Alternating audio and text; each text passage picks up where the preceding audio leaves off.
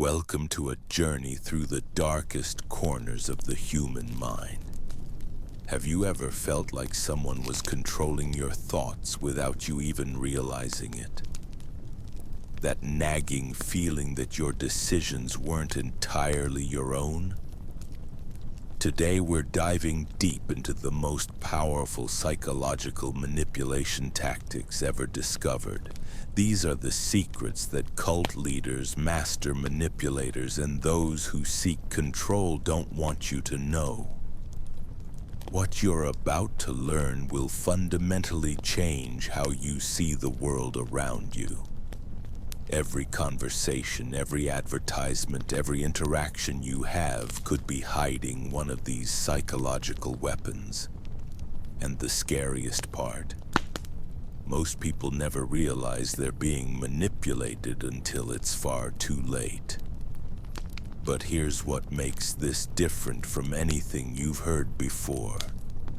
I'm not just going to tell you about these tricks. I'm going to show you exactly how they work, why they're so devastatingly effective, and most importantly, how to protect yourself from falling victim to them.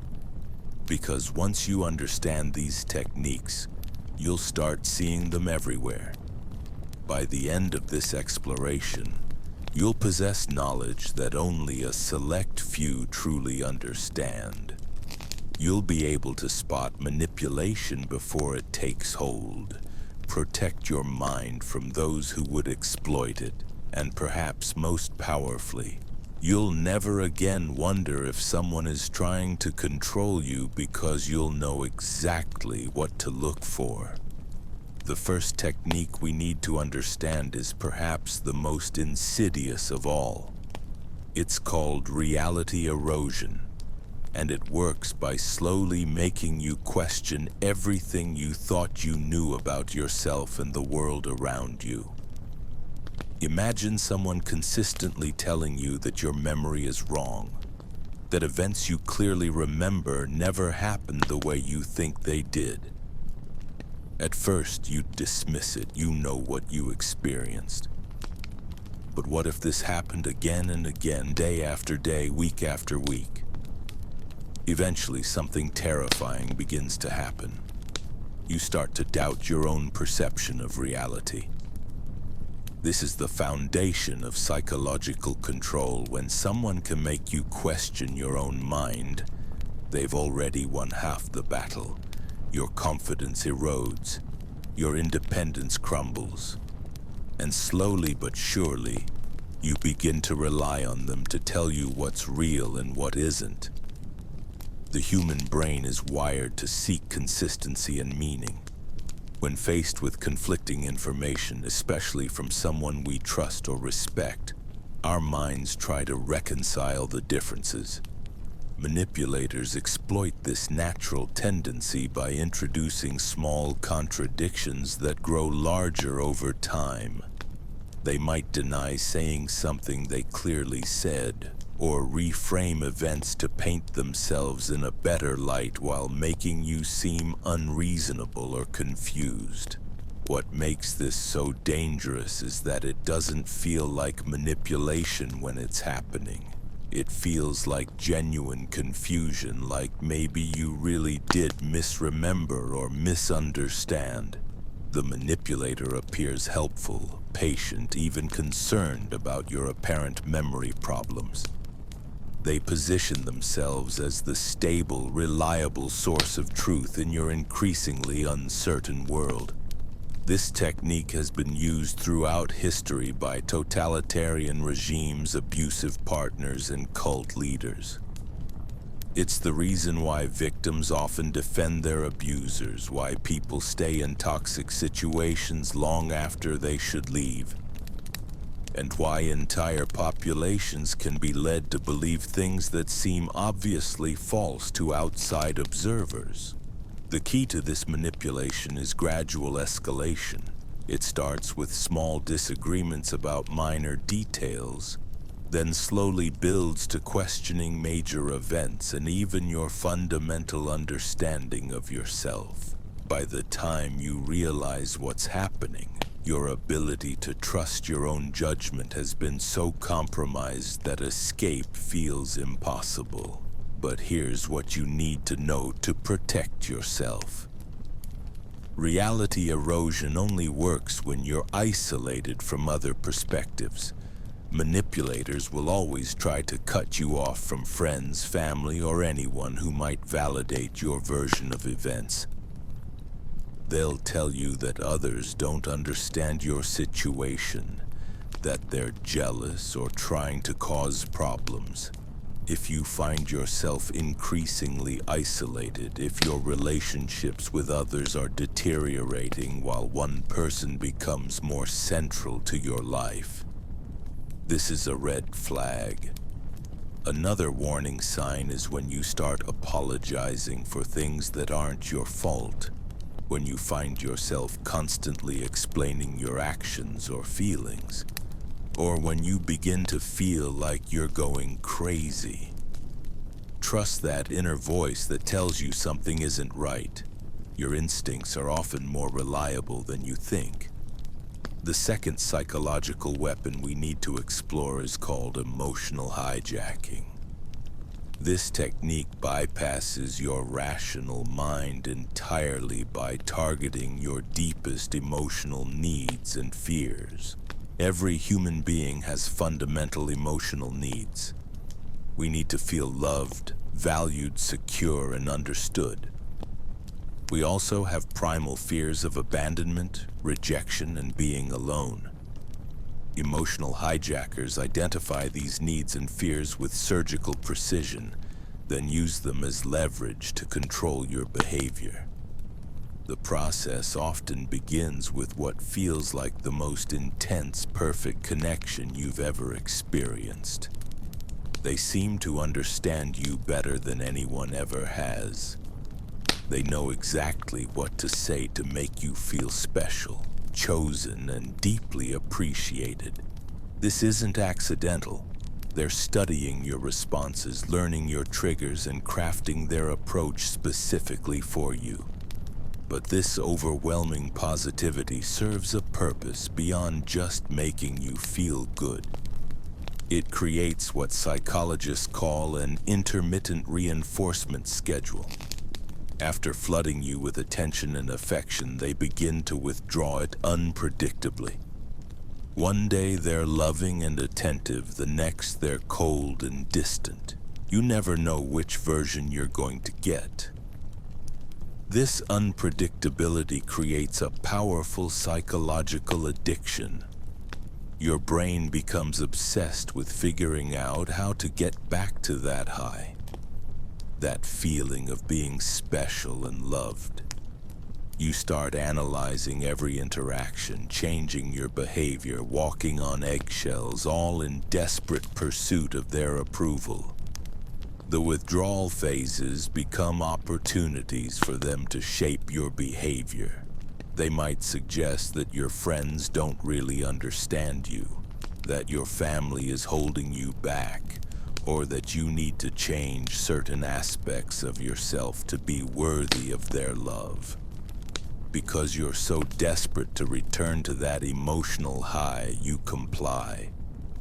Over time, your entire sense of self becomes dependent on their validation. You lose touch with your own values, your own desires, your own identity. You become a reflection of what they want you to be, and the person you used to be gradually disappears. This technique is particularly effective because it feels like love. The victim genuinely believes they're in the most important relationship of their life. They'll defend the manipulator, make excuses for their behavior, and even blame themselves when things go wrong. Recovery from emotional hijacking requires rebuilding your sense of self independent of the manipulator's influence.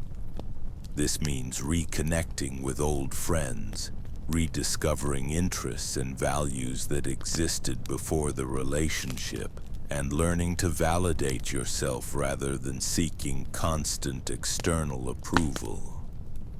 The third weapon in the psychological manipulator's arsenal is something called cognitive isolation. This technique works by gradually limiting your access to information and alternative perspectives until their worldview becomes your only reality. Cognitive isolation doesn't require physical imprisonment. Instead, it's achieved through a careful process of filtering and controlling the information that reaches you. The manipulator becomes your primary source of news, opinions, and interpretations of events. They might subtly discourage you from reading certain books, watching particular shows, or visiting websites that contradict their narrative.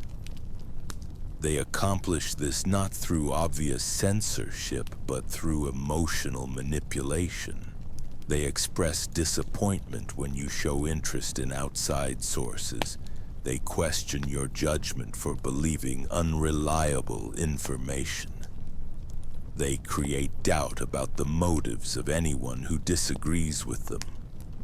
Gradually, you begin to self-censor, avoiding sources of information that might upset them or cause conflict. Social media algorithms have made this process easier than ever before. By engaging primarily with content that aligns with the manipulator's worldview, you create an echo chamber that reinforces their perspective while filtering out contradictory information. What feels like independent research is actually a carefully curated information diet designed to support their narrative. The power of cognitive isolation becomes clear when you consider how it affects your ability to evaluate the relationship itself. If all the information you receive about healthy relationships, normal behavior, and red flags comes from the person who's manipulating you, how can you possibly recognize that you're being manipulated? This technique is particularly insidious because it exploits our natural tendency to seek information that confirms what we already believe. Once the manipulator has established their initial narrative, confirmation bias does much of their work for them. You unconsciously seek out information that supports their worldview while dismissing anything that challenges it. Breaking free from cognitive isolation requires deliberately seeking out diverse perspectives, even when it feels uncomfortable. It means questioning your sources of information and asking yourself whether you're getting a complete picture of reality.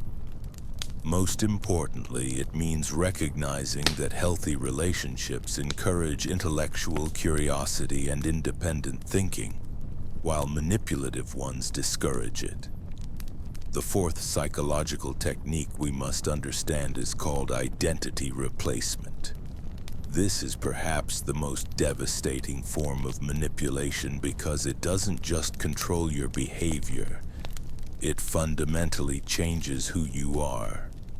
Identity replacement works by gradually eroding your existing sense of self and replacing it with one that serves the manipulator's purposes. It begins by identifying aspects of your personality, beliefs, or lifestyle that the manipulator frames as problematic. They don't attack these directly at first. Instead, they express concern, disappointment, or gentle suggestions for improvement. Maybe they suggest that your sense of humor is sometimes inappropriate, that your friends are a bad influence, or that your career ambitions are unrealistic. Each criticism is presented as caring feedback from someone who wants the best for you. Because you trust them and value their opinion, you begin to see these aspects of yourself through their eyes. Gradually, you start modifying your behavior to align with their preferences. You tone down your personality, distance yourself from certain friends, or abandon goals that they've deemed unworthy. Each change feels like a reasonable compromise, a small sacrifice for the sake of the relationship. But these aren't isolated changes, they're part of a systematic dismantling of your original identity.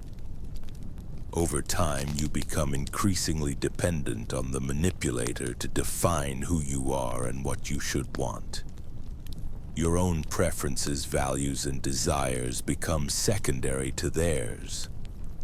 The most frightening aspect of identity replacement is that it often feels like personal growth. The manipulator frames these changes as evolution, as becoming a better version of yourself. They take credit for your improvement and position themselves as essential to your continued development. The new identity they create for you serves their needs perfectly. It's designed to be dependent, compliant, and grateful. It lacks the confidence, independence, and critical thinking skills that might threaten their control.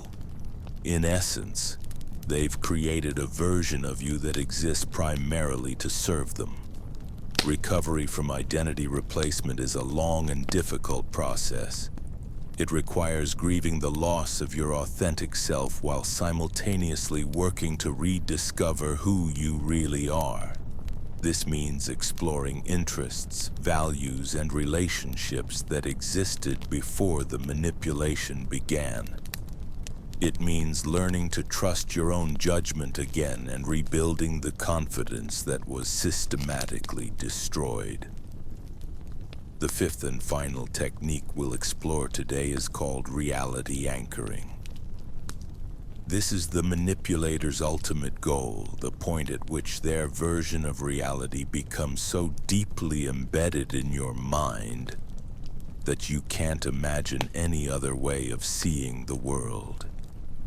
Reality anchoring occurs when the manipulator's interpretations of events, relationships, and even your own thoughts become your default way of understanding the world. Their voice becomes the voice in your head.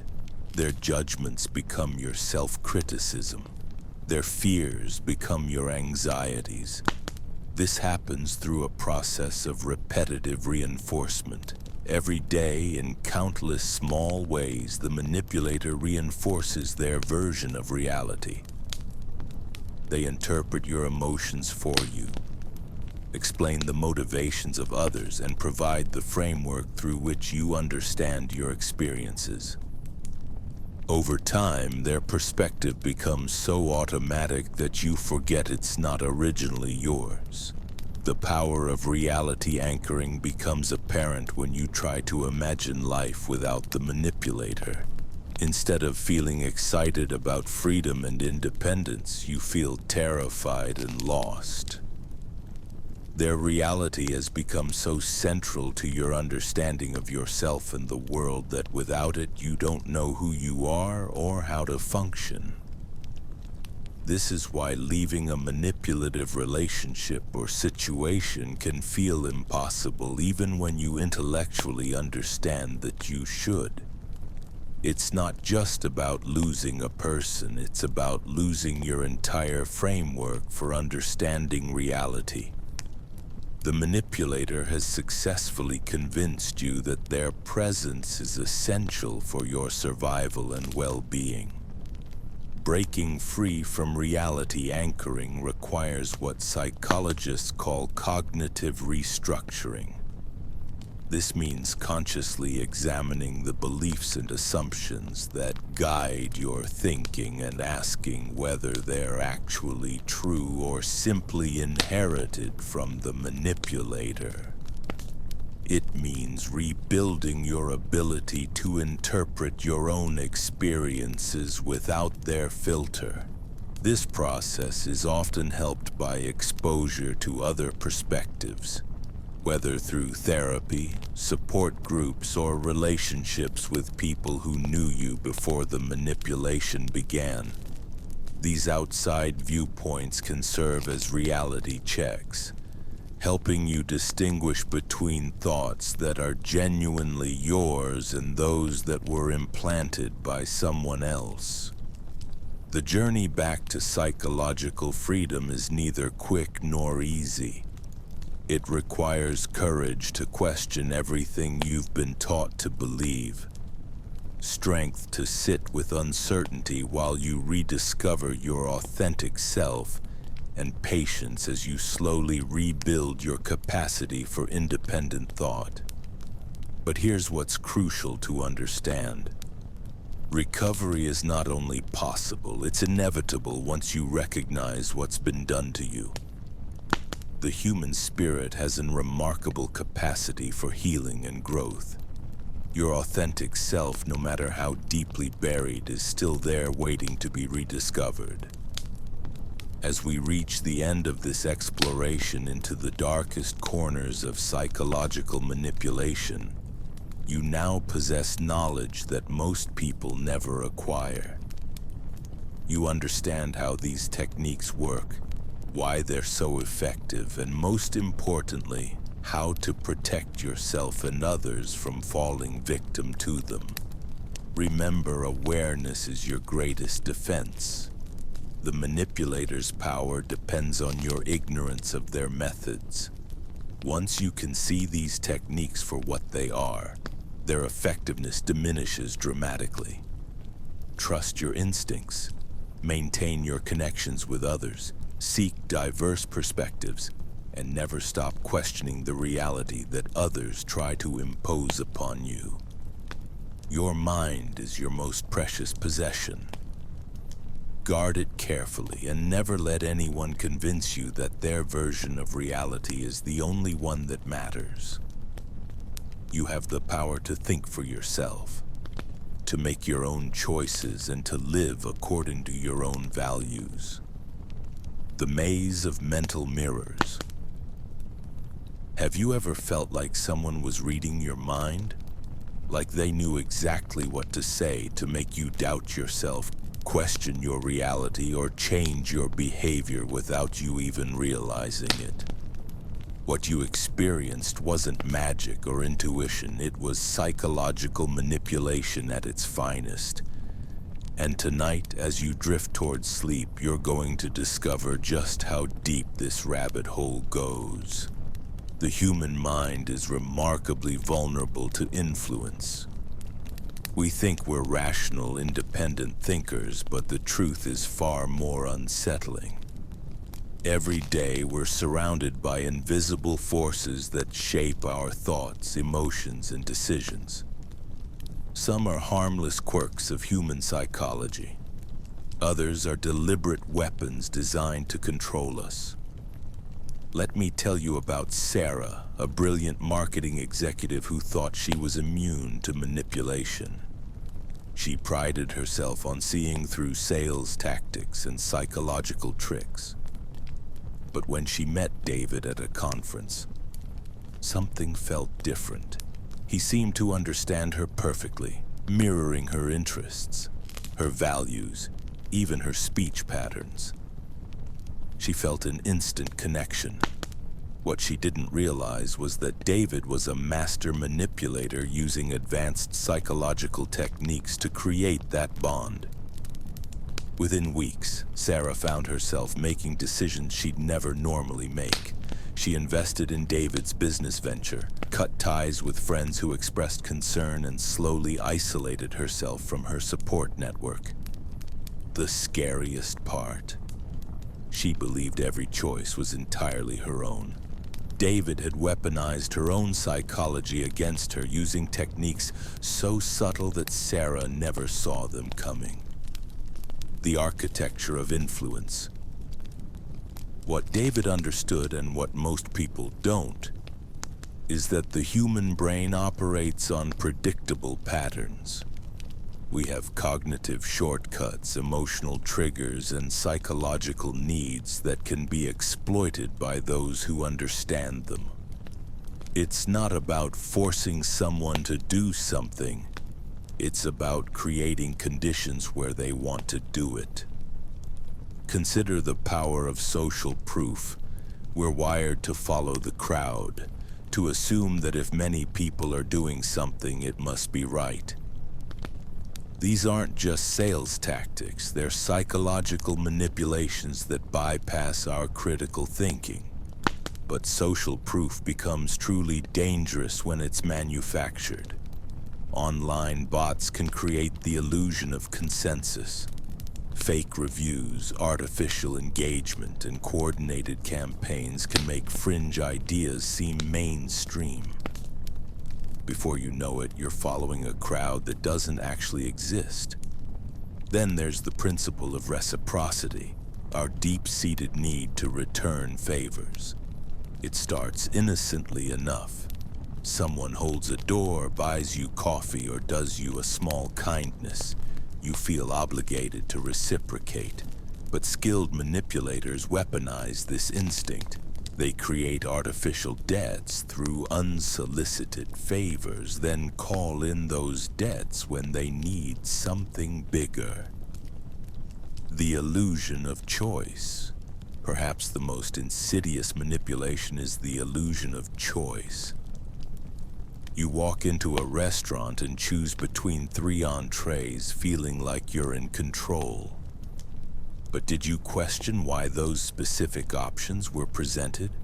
Why not 5 options or 10? The truth is, your decision was constrained before you even sat down. This extends far beyond menus.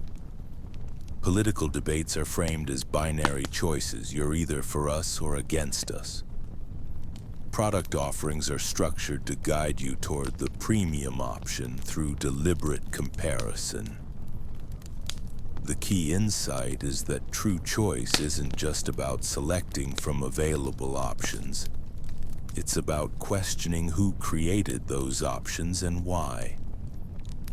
When someone controls the menu, they control your decision, even if you feel completely free.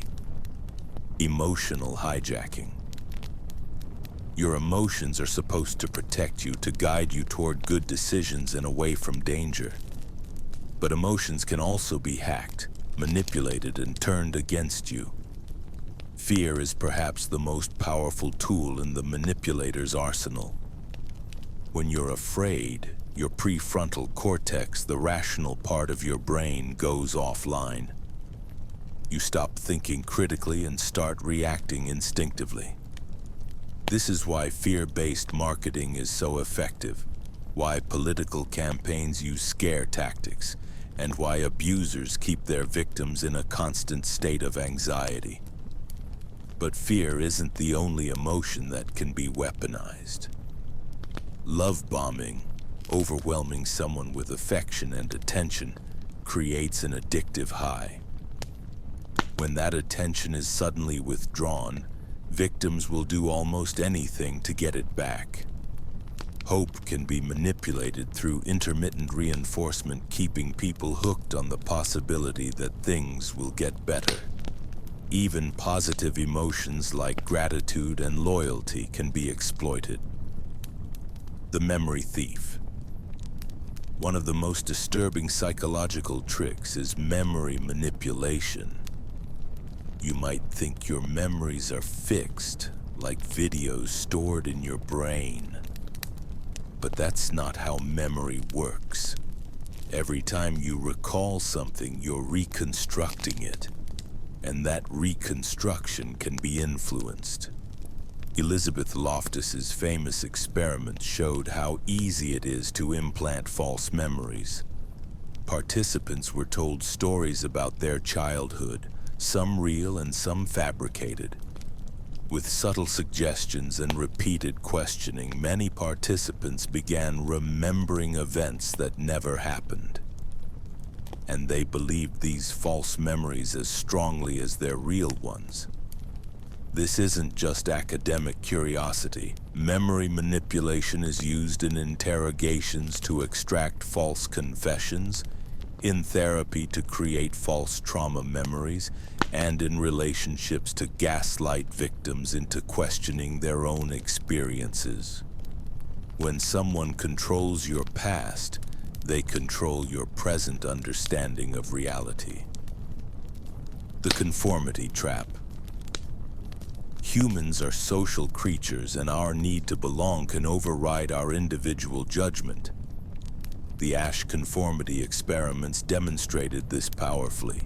When surrounded by people giving obviously wrong answers, participants would often conform rather than trust their own perceptions. This conformity pressure is amplified in the digital age. Social media algorithms create echo chambers where dissenting voices are filtered out. Online groups can develop extreme beliefs through a process of mutual reinforcement. When everyone around you shares the same opinion, it becomes almost impossible to question that consensus. Cults and extremist groups exploit this tendency by creating insular communities where conformity is rewarded and dissent is punished. They don't need to force people to believe. They just need to create an environment where not believing becomes psychologically unbearable. The authority trap. We're taught from childhood to respect authority. Parents, teachers, police, doctors, experts. This respect serves important social functions, but it also creates vulnerabilities. The Milgram experiments showed that ordinary people would administer what they believed were dangerous electric shocks simply because an authority figure told them to. Modern manipulators exploit our deference to authority through false credentials, impressive titles, and manufactured expertise. They wear uniforms, display certificates, and speak with confidence. They understand that we often follow first and question later, if we question at all. The internet has made this worse by democratizing the appearance of authority. Anyone can create a professional-looking website, buy fake followers, or manufacture testimonials. The traditional gatekeepers of expertise have lost their monopoly, but we haven't developed new ways to verify credibility. The scarcity illusion. Nothing makes us want something more than the fear of losing it. Scarcity creates urgency. Urgency clouds judgment, and clouded judgment leads to poor decisions. This is why sales are ending soon, why investment opportunities are limited time only, and why romantic partners sometimes pull away just when things are getting serious. But scarcity is often artificial. Digital products don't run out. Most limited time offers come back. Many exclusive opportunities are available to anyone willing to look. The fear of missing out is being manufactured to override your better judgment. The deepest manipulation occurs when scarcity is applied to intangible things: love, approval, belonging, meaning. When someone makes you feel like their affection is scarce and conditional, you'll work harder to earn it. When a group makes membership feel exclusive and threatened, you'll defend it more fiercely. Breaking the spell. Understanding these psychological tricks is the first step toward freedom, but knowledge alone isn't enough. These manipulations work on unconscious levels, and even when you know about them, they can still influence you. The key is developing what psychologists call metacognition, thinking about thinking. Start by questioning your own certainty. When you feel absolutely sure about something, ask yourself why. What evidence do you have? Where did that evidence come from? Who benefits from you believing this? Are you responding to logic or emotion? Pay attention to urgency. Whenever someone pressures you to decide quickly, that's a red flag. Legitimate opportunities rarely require instant decisions. Take time to think, to research, to consult with trusted friends who aren't invested in your choice. Notice when your emotions are being manipulated. If someone is making you feel afraid, guilty, excited, or grateful in service of their agenda, step back and examine the situation rationally. Your emotions are valid, but they shouldn't be your only guide. The Puppet Master's Secret. The most effective psychological manipulations don't feel like manipulation at all. They feel like your own thoughts, your own choices, your own emotions. This is the Puppet Master's secret. The best control is invisible control. Sarah eventually escaped David's influence, but only after losing significant money and damaging important relationships. The process of recovery was long and difficult because she had to rebuild not just her external life, but her trust in her own judgment. Her story isn't unique. We're all vulnerable to these psychological tricks because they exploit fundamental aspects of human nature. The goal isn't to become paranoid or to stop trusting anyone. That would be its own form of psychological prison. The goal is to maintain awareness, to question without becoming cynical, and to make conscious choices about when and how to be influenced. The deeper game. As you drift towards sleep tonight, consider this. The most sophisticated psychological manipulation isn't about getting you to buy a product or support a cause. It's about shaping your entire worldview, your sense of self, your understanding of what's possible. We live in an age of unprecedented psychological sophistication. Algorithms analyze your behavior to predict your desires. Marketers use neuroscience to craft irresistible messages. Political operatives employ psychological warfare to shape public opinion. Even well-meaning institutions, schools, hospitals, governments use behavioral nudges to guide your choices. This isn't necessarily evil. Much of this influence is benign or even beneficial. But the power exists. And power without awareness is dangerous. The question isn't whether you're being influenced, you are. The question is whether you're conscious of that influence and whether you're okay with it. The mirror's edge. The human mind is like a hall of mirrors, reflecting and refracting reality in complex ways. Each psychological trick we've explored is another mirror showing you a different angle of how your mind can be bent and shaped. Some mirrors are obvious, showing clear distortions. Others are subtle, creating illusions so perfect you might never notice them. The manipulator's greatest advantage is that you don't know you're in the hall of mirrors at all. You think you're looking at reality directly, making free choices based on clear information. But every thought, every feeling, every decision is filtered through these psychological lenses. Breaking free doesn't mean smashing all the mirrors. That would leave you blind. It means learning to see the mirrors themselves, to understand how they work, and to choose consciously which reflections to trust. The paradox of awareness. Here's the final twist. Even knowing about these psychological tricks changes how they affect you. The very act of reading this has altered your mental landscape. You're now more likely to notice when someone uses scarcity tactics or appeals to authority. You might question your own certainty more often. But this awareness comes with its own dangers. You might become overcautious, seeing manipulation where none exists. You might lose the ability to trust your instincts or to form genuine connections with others. The goal isn't to become invulnerable.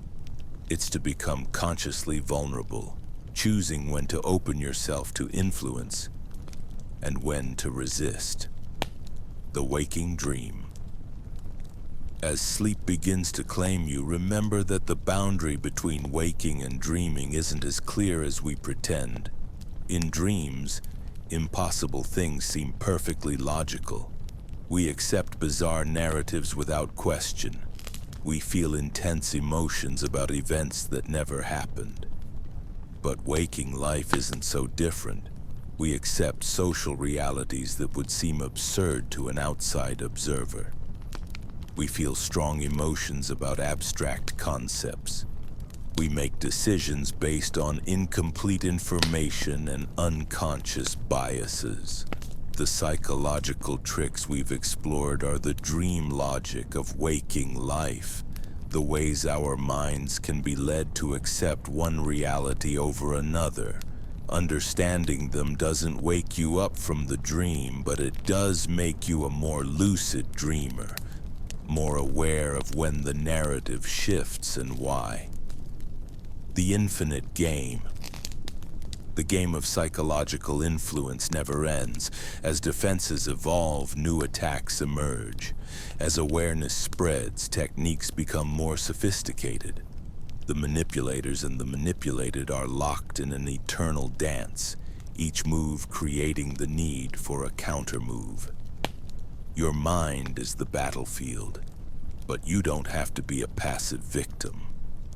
Every time you question a source, examine your emotions, or pause before making a decision, you're taking back control. Every time you help someone else recognize manipulation, you're strengthening the collective defense. The tricks we've explored tonight are just the beginning. There are deeper layers, more subtle influences, more sophisticated techniques being developed right now. But you have something powerful on your side. The human capacity for awareness, for growth, for conscious choice. Use it wisely, trust it carefully, and remember, in the hall of mirrors that is human consciousness, the most important reflection to understand is your own. Sleep well, knowing that your mind, while vulnerable, is also remarkably resilient. Tomorrow brings new challenges, new influences, new choices, but tonight, you drift off with something precious. The knowledge that your thoughts are your own, even when they're not. Sweet dreams, lucid dreamer. The erosion of trust. The most dangerous manipulation doesn't announce itself with force or obvious deception. It arrives quietly, wearing the mask of concern, wisdom, or even love. It begins with something so subtle you barely notice it happening at all. The slow, methodical erosion of your ability to trust your own mind. Think about the last time someone made you question something you were absolutely certain about. In that moment, your brain performed a split-second calculation. Do I trust my memory or do I trust this person?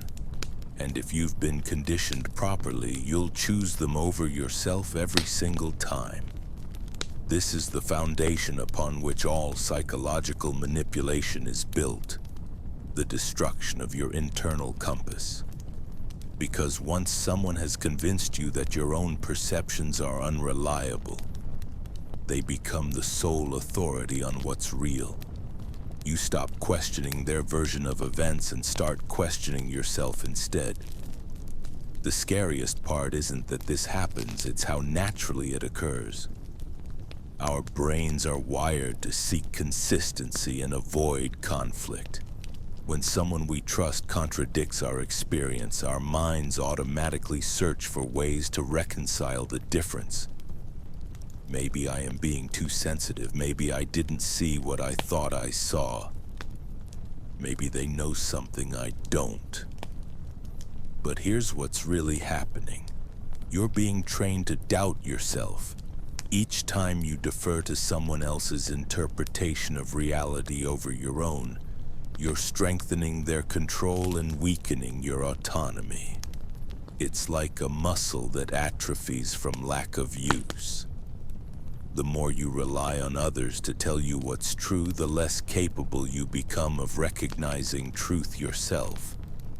This process is so gradual that most people never realize it's happening. Instead, they slowly become more dependent, more compliant, more willing to accept explanations that don't quite make sense. Their world shrinks until it only includes the perspectives they're allowed to have. The truly insidious part is how this manipulation disguises itself as care. The person undermining your confidence isn't doing it with malice. At least, that's how they present it. They're just trying to help you see things more clearly. They're protecting you from your own flawed thinking. They know what's best for you better than you do. And once this dynamic is established, it becomes self-reinforcing. Every time you doubt yourself, you create evidence that you can't be trusted to make good decisions. Every time you defer to their judgment, you prove that you need their guidance. You become complicit in your own psychological imprisonment. The way out isn't through fighting or arguing or trying to prove your point. It's through the simple act of trusting yourself again. When someone tells you that your feelings are wrong, your memories are incorrect, or your instincts are misguided, pause. Ask yourself, what do I actually know to be true? What have I experienced with my own senses? What does my gut tell me before anyone else's voice gets involved? This isn't about being stubborn or refusing to listen to others. It's about maintaining the sovereignty of your own mind. It's about recognizing that you are the primary expert on your own experience. Others can offer perspective, but they cannot and should not be the final authority on your reality. The manipulation only works when you forget that your thoughts, feelings, and perceptions matter. The moment you remember that your mind belongs to you, not to your partner, your boss, your family, or anyone else, the spell begins to break. You don't need anyone's permission to trust yourself. You don't need validation from others to know what you've experienced. Your mind is not broken. Your instincts are not flawed. Your reality is not negotiable. And the people who would have you believe otherwise, they're the ones who benefit most from your self-doubt. The greatest act of rebellion in a world full of psychological manipulation isn't anger or resistance. It's the quiet confidence of trusting your own mind. It's the radical act of believing in your own experience. It's the revolutionary decision to stop asking others to validate what you already know to be true. Because in the end, the only person who can truly protect your mind is you. And that protection starts with the simple recognition that your thoughts, feelings, and perceptions are valid. Not because someone else says they are, but because they're yours. The architecture of influence. Every day, invisible architects are designing the landscape of your thoughts. They understand something most people never realize. That influence isn't about changing minds, it's about creating environments where minds change themselves. Consider how a master architect doesn't force people to move through a building in a certain way. Instead, they design the space so that the natural flow leads exactly where they want people to go. Wider hallways draw foot traffic. Strategic lighting guides attention. Comfortable seating areas encourage lingering.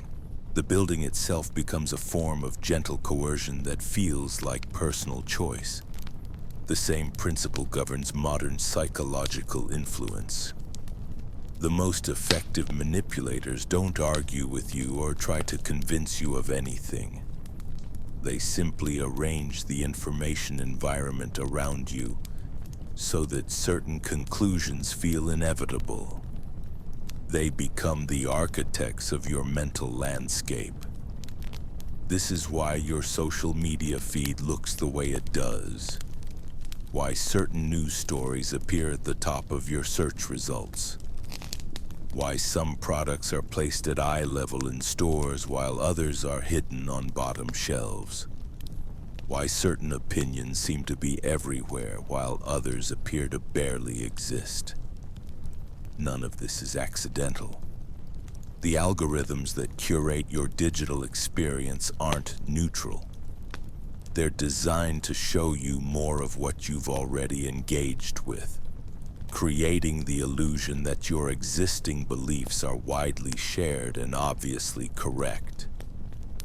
If you click on content that confirms your worldview, you'll see more content that confirms your worldview. If you engage with material that makes you angry or afraid, you'll be fed a steady diet of anger and fear. Over time, this creates what researchers call filter bubbles, personalized information ecosystems that reinforce your existing biases while filtering out contradictory evidence. You're not being lied to exactly. You're just being shown a carefully curated version of reality that feels complete, but is actually deeply selective. The genius of this system is that it doesn't feel like manipulation. It feels like discovery. You're not being told what to think.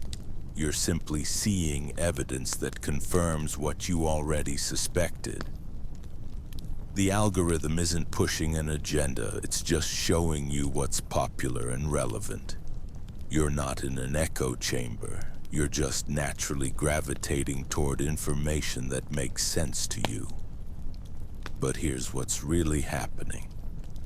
Your range of possible thoughts is being systematically narrowed, not through censorship or force, but through the simple mechanism of selective exposure. You're only seeing the information that leads to predetermined conclusions. You're being guided toward specific beliefs without ever realizing you're being guided at all. This process works because it exploits a fundamental feature of human psychology. We tend to seek information that confirms what we already believe and avoid information that challenges it. This is called confirmation bias, and it's one of the most reliable aspects of human cognition. The architects of influence don't fight this tendency, they weaponize it. They know that if they can control what information you encounter first, they can shape how you interpret everything that comes after. If they can establish an initial framework in your mind, subsequent information will be filtered through that framework. If they can set the emotional tone of your information environment, they can influence not just what you think, but how you feel about what you think.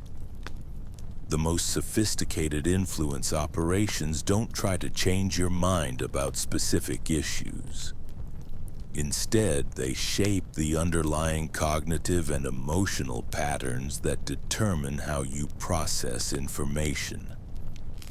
They don't tell you what to believe. They influence how you believe. This is why fact-checking and debunking are often ineffective against sophisticated misinformation. The problem isn't that people have incorrect facts. It's that they're operating within information architectures that make certain interpretations feel natural and others feel impossible. You can correct someone's facts, but if you don't change the underlying information environment, they'll likely revert to their original beliefs. The solution isn't to find better sources of information or to fact-check more rigorously. The solution is to become aware of the architecture itself, to recognize when your information environment is being designed rather than discovered, to actively seek out perspectives that challenge your existing beliefs, not because you want to be wrong, but because you want to see the full picture. This means diversifying your information diet, reading sources that disagree with each other, seeking out the best arguments from people you disagree with. But what am I not seeing? What information might be missing from this picture? The goal isn't to become paranoid or to distrust all information. The goal is to become a conscious participant in your own information environment, rather than a passive consumer of whatever you're fed. To recognize that in a world where information is infinite and attention is finite, what you don't see is often more important than what you do see. Because the ultimate form of control isn't forcing people to believe something false. It's creating conditions where they never encounter certain truths in the first place. And the ultimate form of freedom isn't the right to choose from available options. It's the awareness of what options you're not being shown. The manufacture of consensus. One of the most powerful illusions in human psychology is the illusion of consensus. The belief that most people share your views, or alternatively, that most people disagree with you when they actually don't. This illusion can be manufactured, and when it is, it becomes one of the most effective tools for controlling behavior and belief. Here's how it works. Humans are social creatures who use the perceived opinions of others as a guide for their own thinking. We assume that if most people believe something, it's probably true. If most people are doing something, it's probably the right thing to do. This instinct served us well in small tribal communities where social consensus usually reflected accumulated wisdom. But in our current information environment, it's become a vulnerability that can be exploited.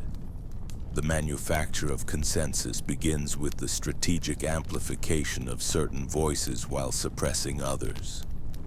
This doesn't require censorship or obvious manipulation. It can be accomplished through much subtler means. Algorithm adjustments that boost certain content, bot networks that create artificial engagement, coordinated campaigns that flood platforms with specific messages, or simply the strategic funding and promotion of particular viewpoints. The result is that some opinions appear to be everywhere while others seem to barely exist. Some perspectives dominate comment sections, trending topics, and recommended content. Others are relegated to the margins, making their supporters feel isolated and uncertain. The actual distribution of beliefs in the population becomes irrelevant. What matters is the perceived distribution as reflected in the information environment. This manufactured consensus then becomes self-reinforcing through several psychological mechanisms. First, people who hold minority views may begin to doubt themselves and shift toward what appears to be the majority position. Second, people who hold majority views may become more extreme in their beliefs, convinced that they represent an overwhelming consensus. Third, people may simply stop expressing dissenting views altogether, creating a spiral of silence that makes the manufactured consensus appear even more dominant. The power of this technique lies in its invisibility. People don't feel like they're being manipulated. They feel like they're reading the social temperature and responding accordingly. They're not being forced to change their minds. They're making rational adjustments based on what appears to be social reality. The manipulation is hidden in the architecture of the information environment itself. This process is particularly effective because it exploits our natural tendency to want to fit in and avoid social isolation. Most people would rather be wrong with the group than right alone. When the group consensus appears to be moving in a particular direction, individuals face enormous pressure to move with it, even if their private beliefs remain unchanged. The manufacture of consensus also works by creating the impression of inevitability. When a particular viewpoint appears to be gaining momentum everywhere you look, it becomes easy to believe that this is simply the direction history is moving. Resistance feels futile. Adaptation feels wise. The manufactured trend becomes a self-fulfilling prophecy. But here's the crucial point. Manufactured consensus is often quite fragile. It depends on maintaining the illusion that it represents genuine grassroots opinion. When people begin to realize that the consensus is artificial, it can collapse rapidly. This is why authoritarian movements often become increasingly desperate to maintain control of information environments as they consolidate power. They know that their apparent popular support may be largely illusory. The antidote to manufactured consensus is the cultivation of intellectual independence. This means developing the capacity to hold and express unpopular views when your genuine assessment of the evidence supports them. It means resisting the pressure to conform to apparent social trends without careful consideration. It means actively seeking out suppressed or marginalized perspectives to get a fuller picture of the actual range of human opinion. Most importantly, it means recognizing that in our current information environment, what appears to be consensus may actually be manipulation. The loudest voices aren't necessarily the most numerous. The most visible opinions aren't necessarily the most thoughtful. The trending topics aren't necessarily the most important. True consensus emerges from genuine dialogue and debate. Manufactured consensus emerges from information control and psychological manipulation. Learning to distinguish between the two is one of the most important skills for navigating our current media landscape. Because in a world where consensus can be manufactured, the appearance of agreement may actually be evidence of successful manipulation. The weaponization of empathy. Perhaps the most disturbing aspect of modern psychological manipulation is how it turns our greatest strength, our capacity for empathy and compassion, into a weapon against us.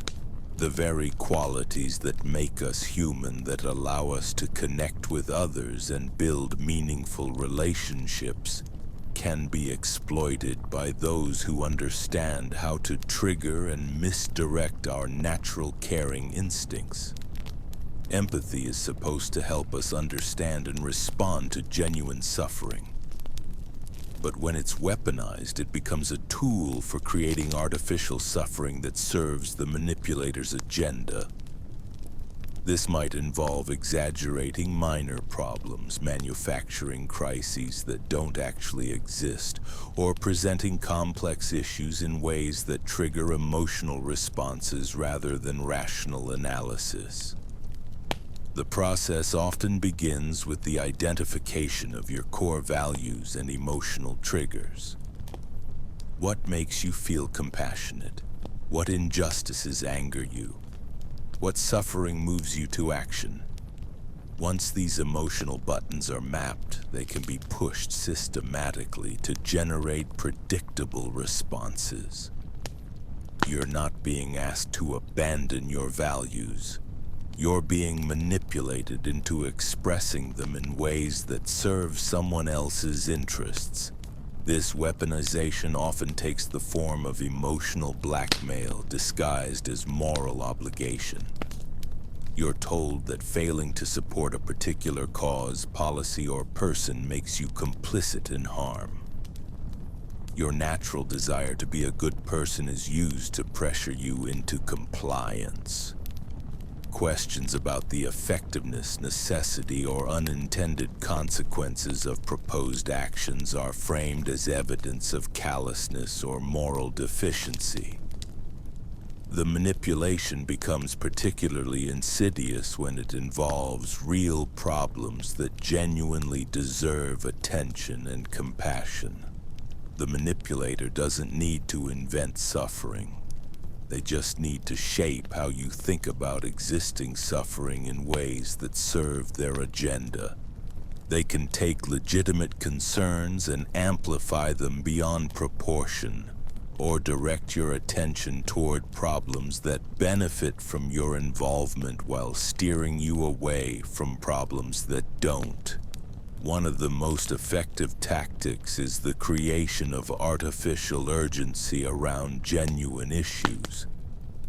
You're told that immediate action is required, that there's no time for careful thought or consideration of alternatives. Your natural desire to help is used to bypass your critical thinking. You're made to feel that questioning the proposed solution is tantamount to accepting the continuation of suffering. This weaponization of empathy is particularly effective because it makes resistance feel morally wrong. If someone is suffering, how can you stand by and analyze the situation? If action is needed, how can you waste time asking questions? If you truly cared, wouldn't you act immediately?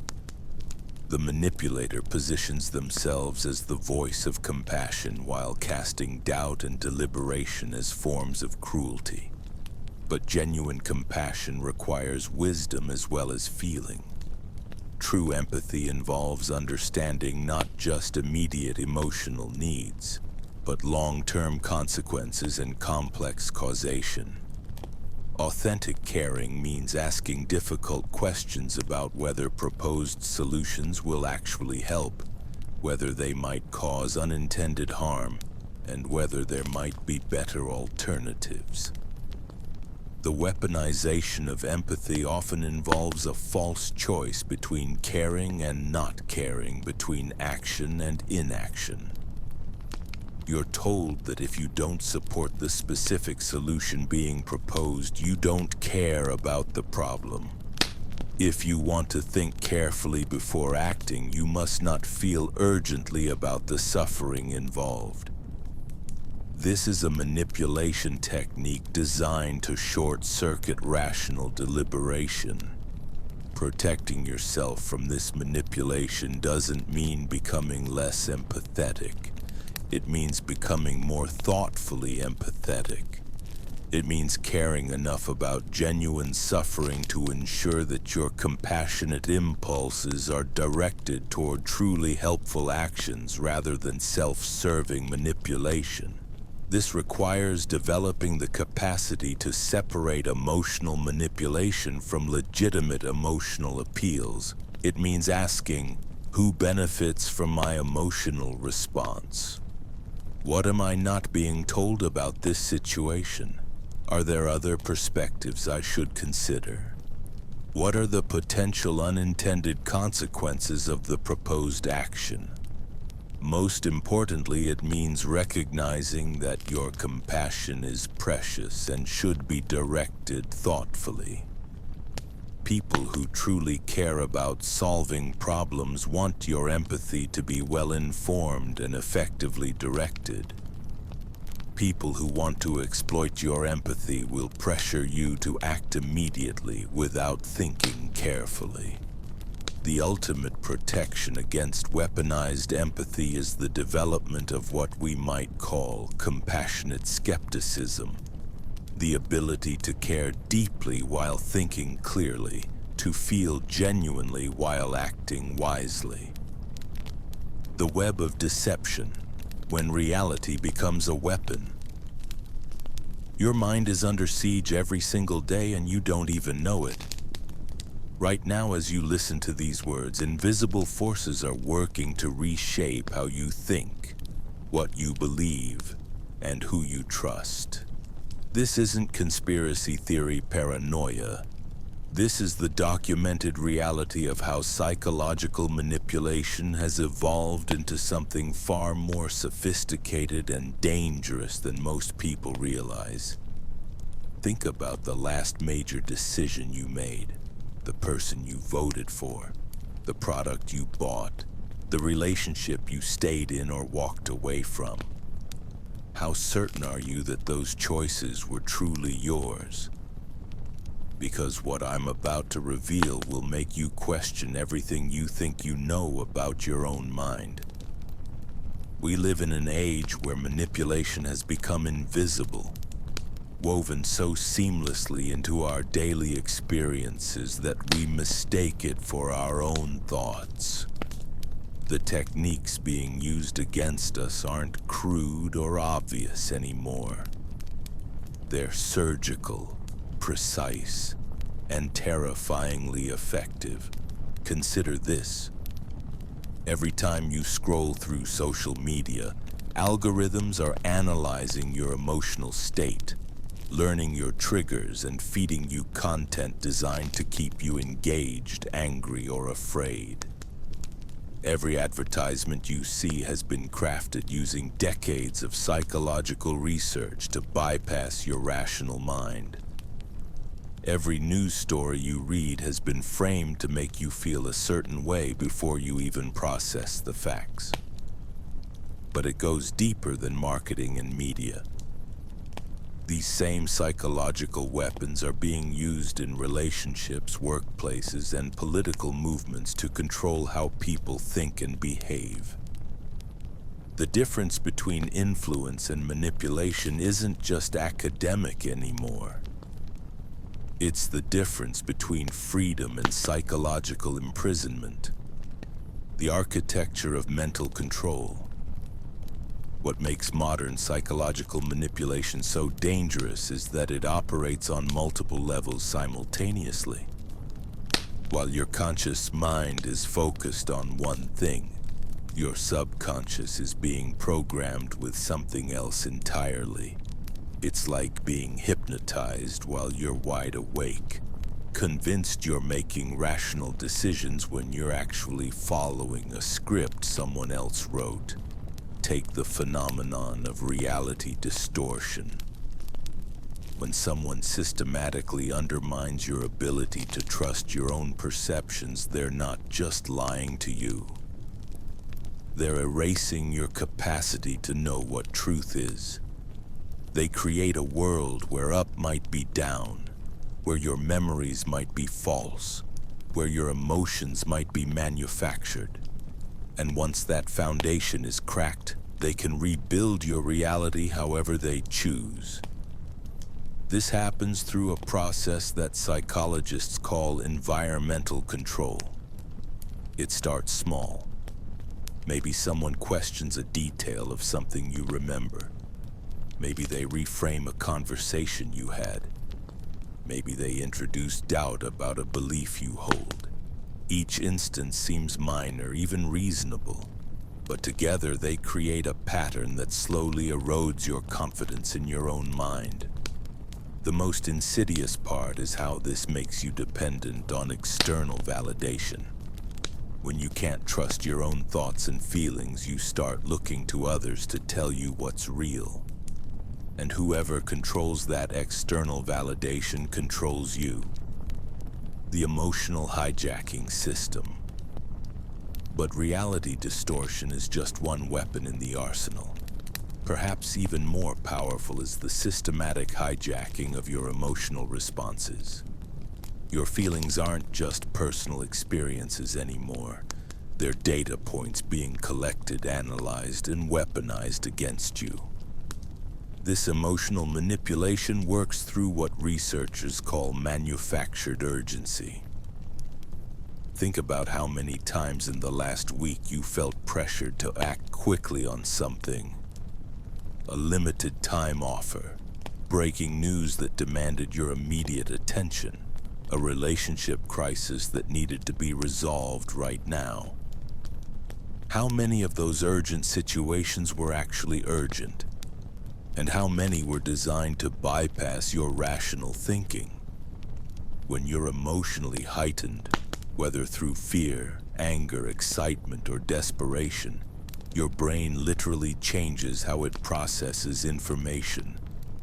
The prefrontal cortex, responsible for critical thinking and long-term planning, becomes less active.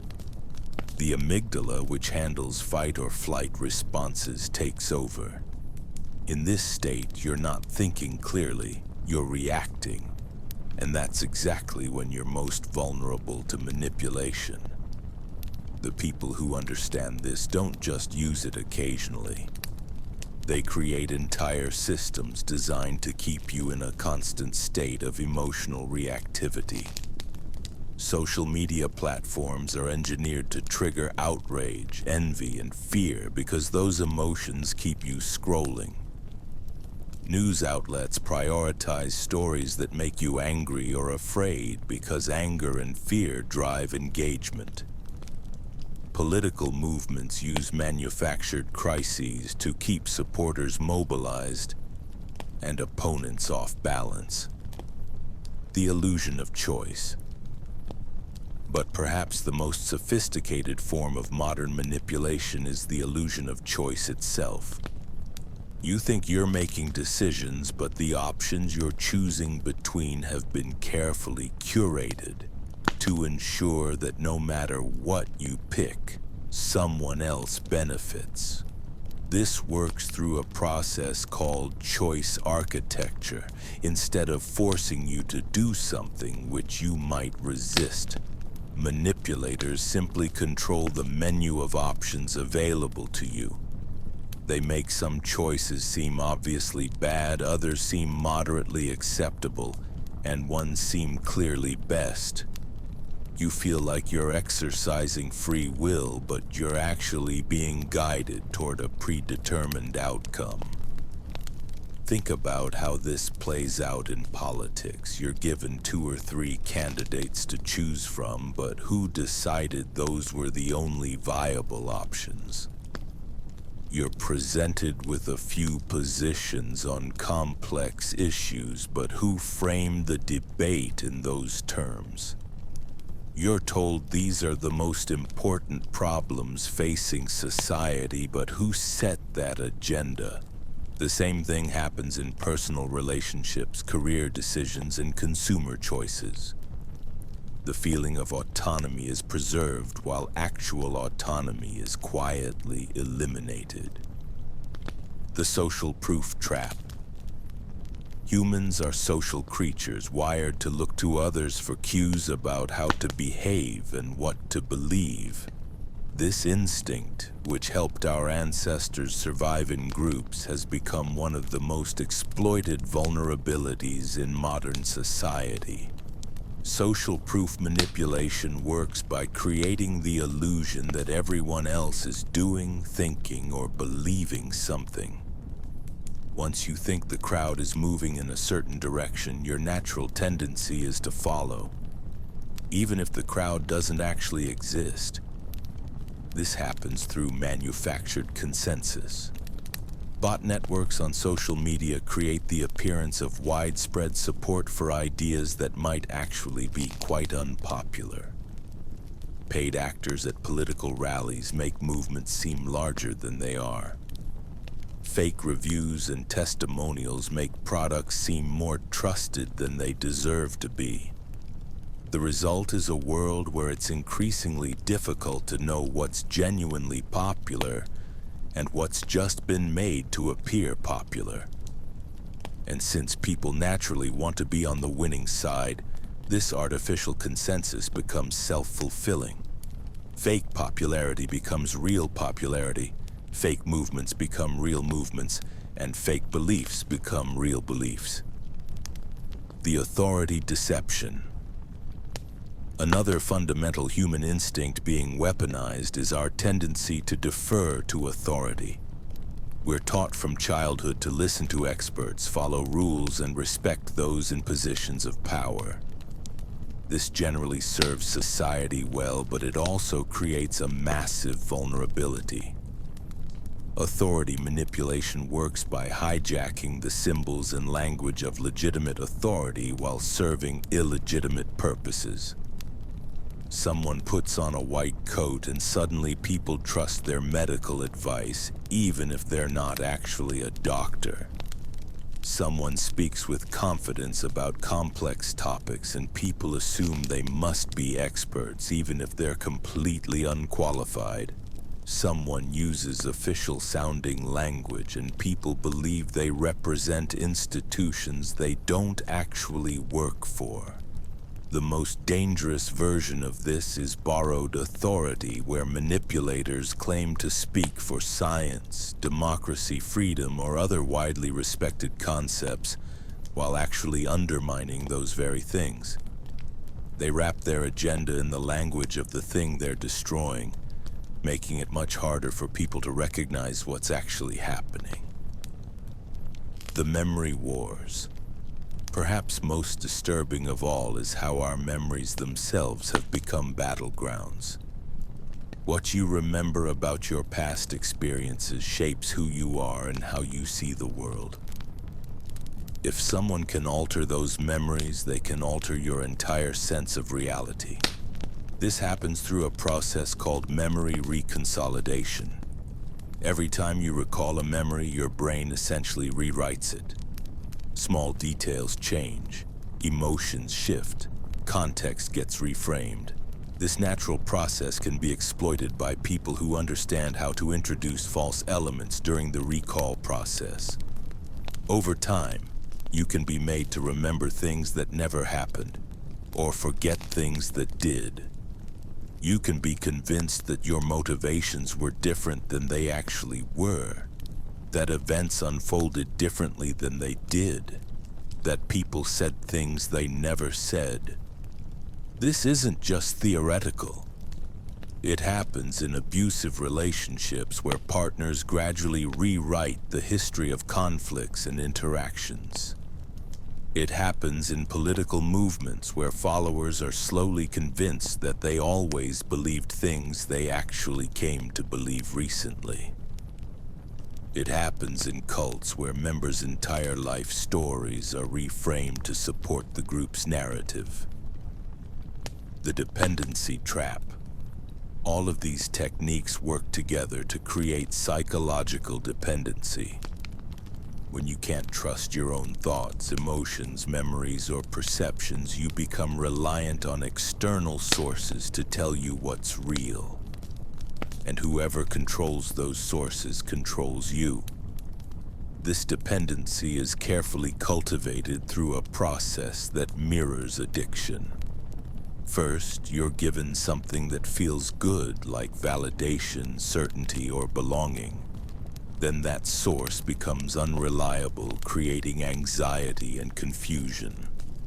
Finally, you're offered a way to reduce that anxiety, but only by increasing your dependence on the source. The result is people who can't function without constant input from their chosen authority figures, media sources, or social groups. They've lost the ability to think independently, not because they're unintelligent, but because their psychological infrastructure for independent thought has been systematically dismantled. Breaking free from the web. Understanding these mechanisms is the first step towards psychological freedom, but it's not enough. Knowledge alone won't protect you if you don't actively work to develop resistance to these techniques. The most important skill you can develop is metacognition, the ability to think about your own thinking. Start paying attention to how your thoughts and emotions change in different environments. Notice when you feel sudden urges to act quickly or believe something strongly. Ask yourself who benefits when you think or feel certain ways. Learn to recognize the difference between organic thoughts and implanted ones. Organic thoughts usually develop gradually with complexity and nuance. They're connected to your actual experiences and values. Implanted thoughts often feel urgent, simplistic, and disconnected from your genuine concerns. Practice emotional regulation. When you feel strong emotions, especially negative ones, pause before acting. Strong emotions aren't always wrong, but they're often being triggered deliberately to make you more controllable. Give yourself time to think before you react. Diversify your information sources and actively seek out perspectives that challenge your existing beliefs. This doesn't mean believing everything you hear, but it does mean exposing yourself to different ways of thinking about problems. Echo chambers aren't just comfortable, they're dangerous.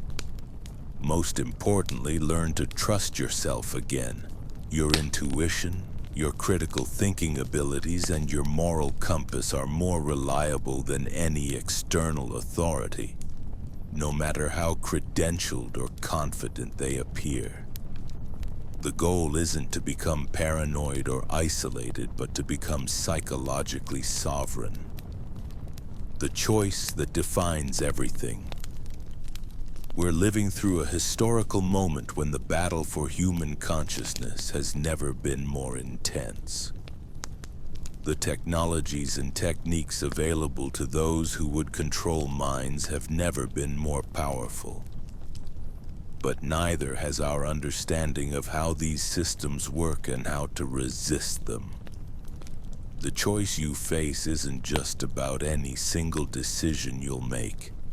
It's about whether you'll maintain ownership of your own mind or gradually surrender it to forces that don't have your best interests at heart.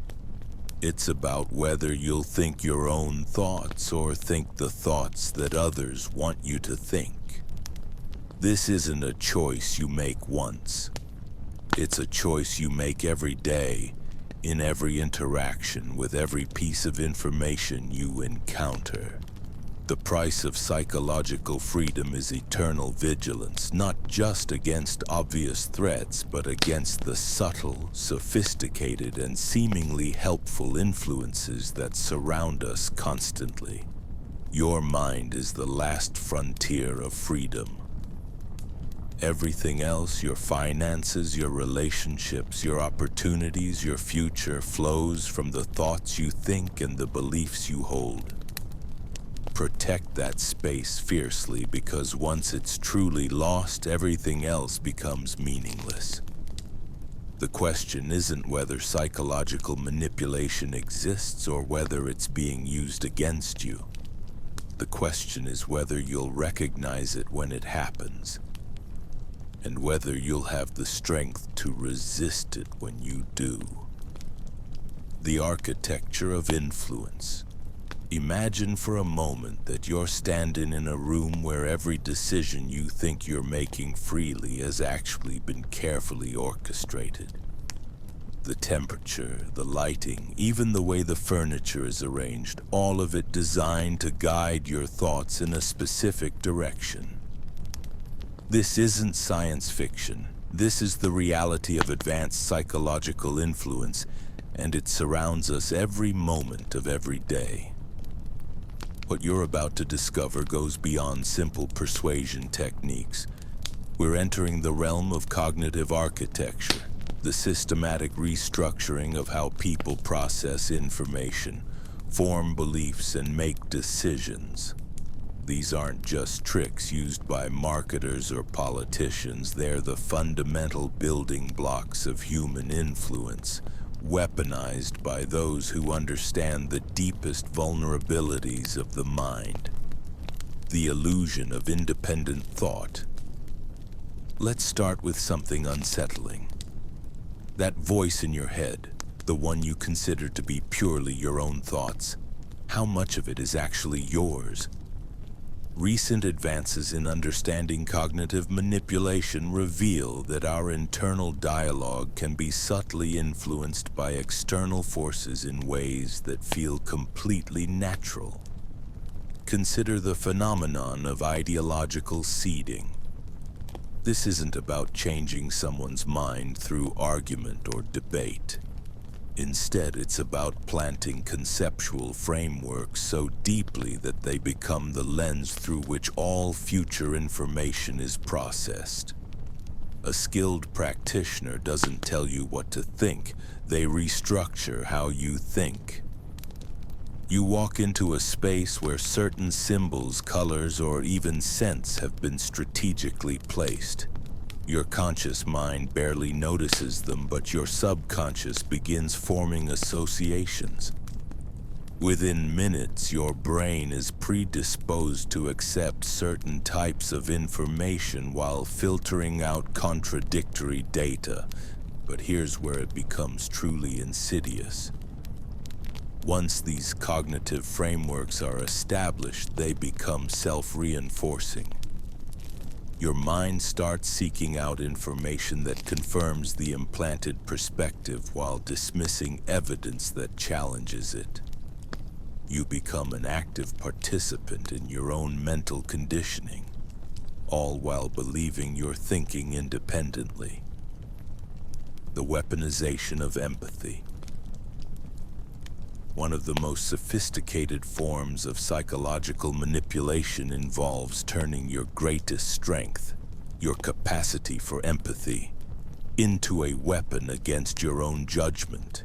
This technique, known as empathetic hijacking, works by creating artificial emotional scenarios that bypass rational thinking. The manipulator presents themselves as vulnerable, struggling, or in desperate need of understanding. They share carefully crafted stories designed to trigger your protective instincts. But these aren't genuine appeals for help.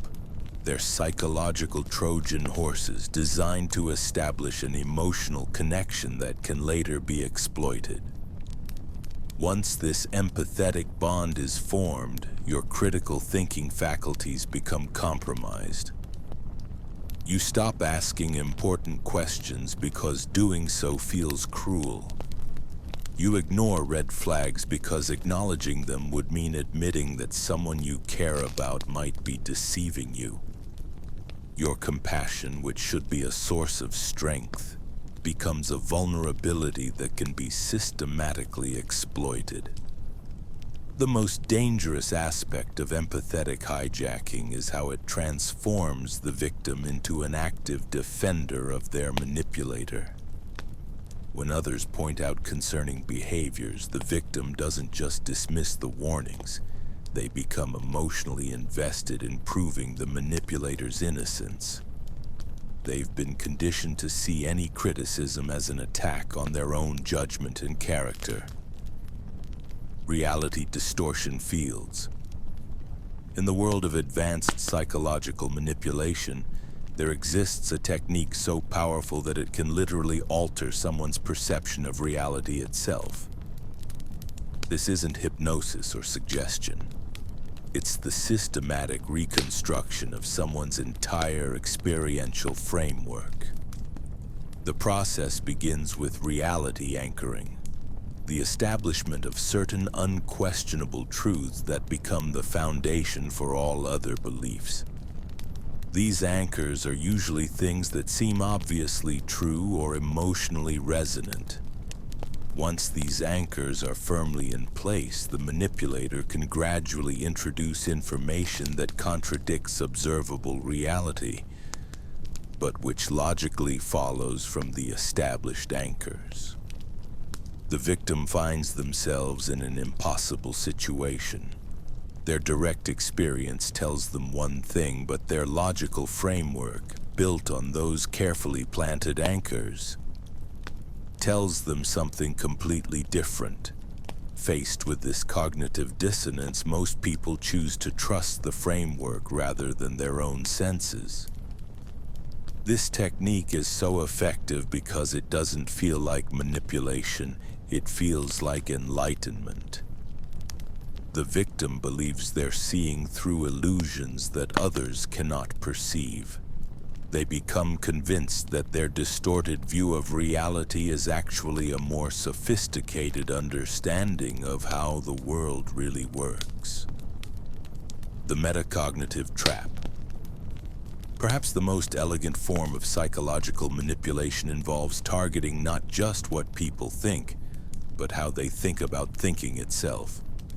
This technique, known as metacognitive infiltration, works by subtly altering someone's awareness of their own mental processes.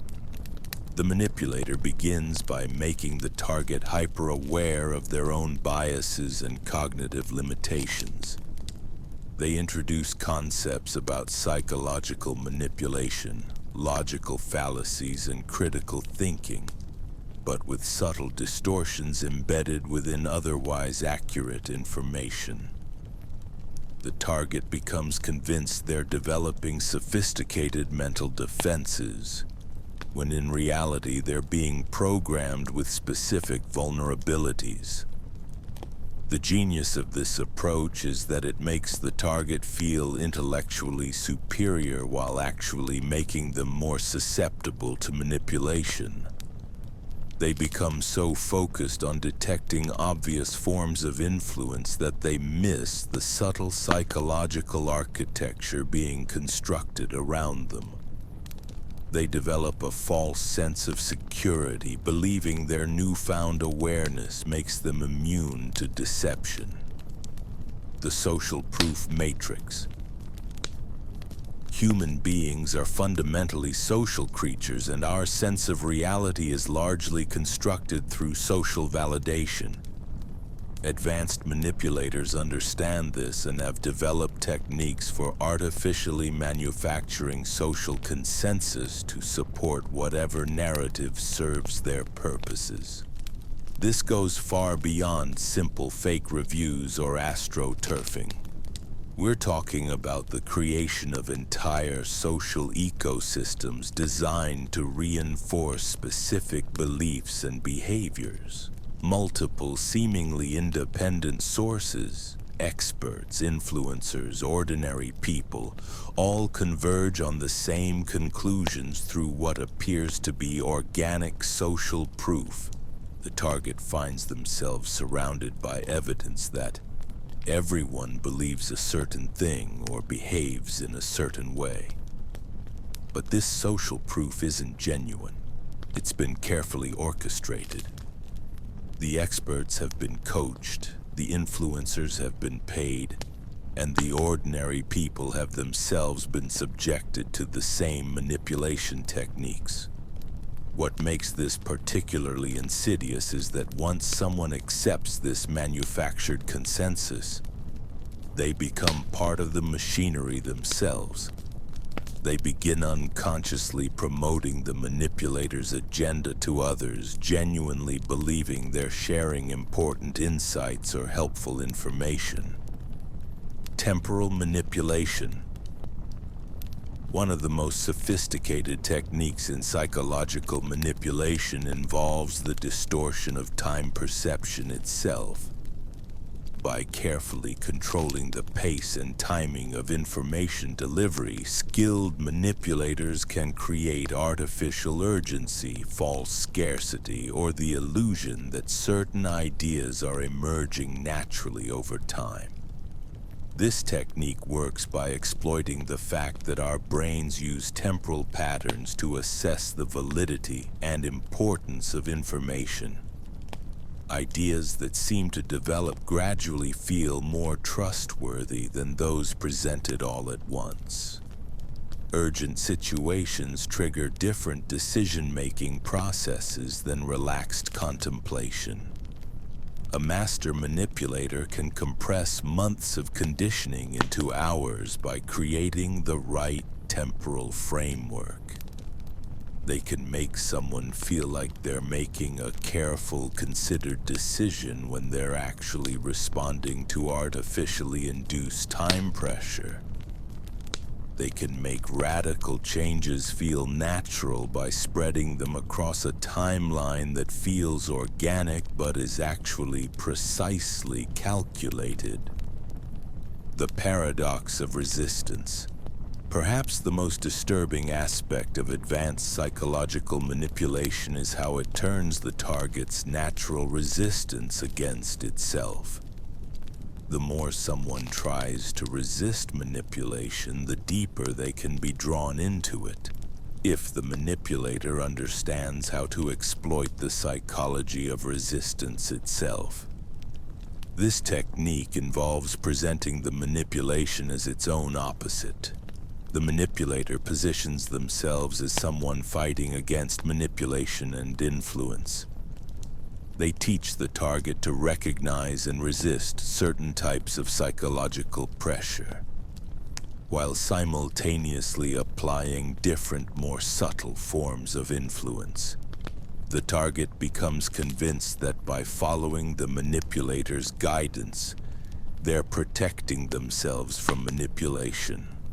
They develop fierce loyalty to someone they believe is helping them maintain their independence, never realizing that their fierce loyalty itself is the goal of the manipulation. Breaking free from the architecture. Understanding these techniques is the first step toward psychological sovereignty, but knowledge alone isn't enough. These methods are designed to bypass conscious awareness and rational analysis.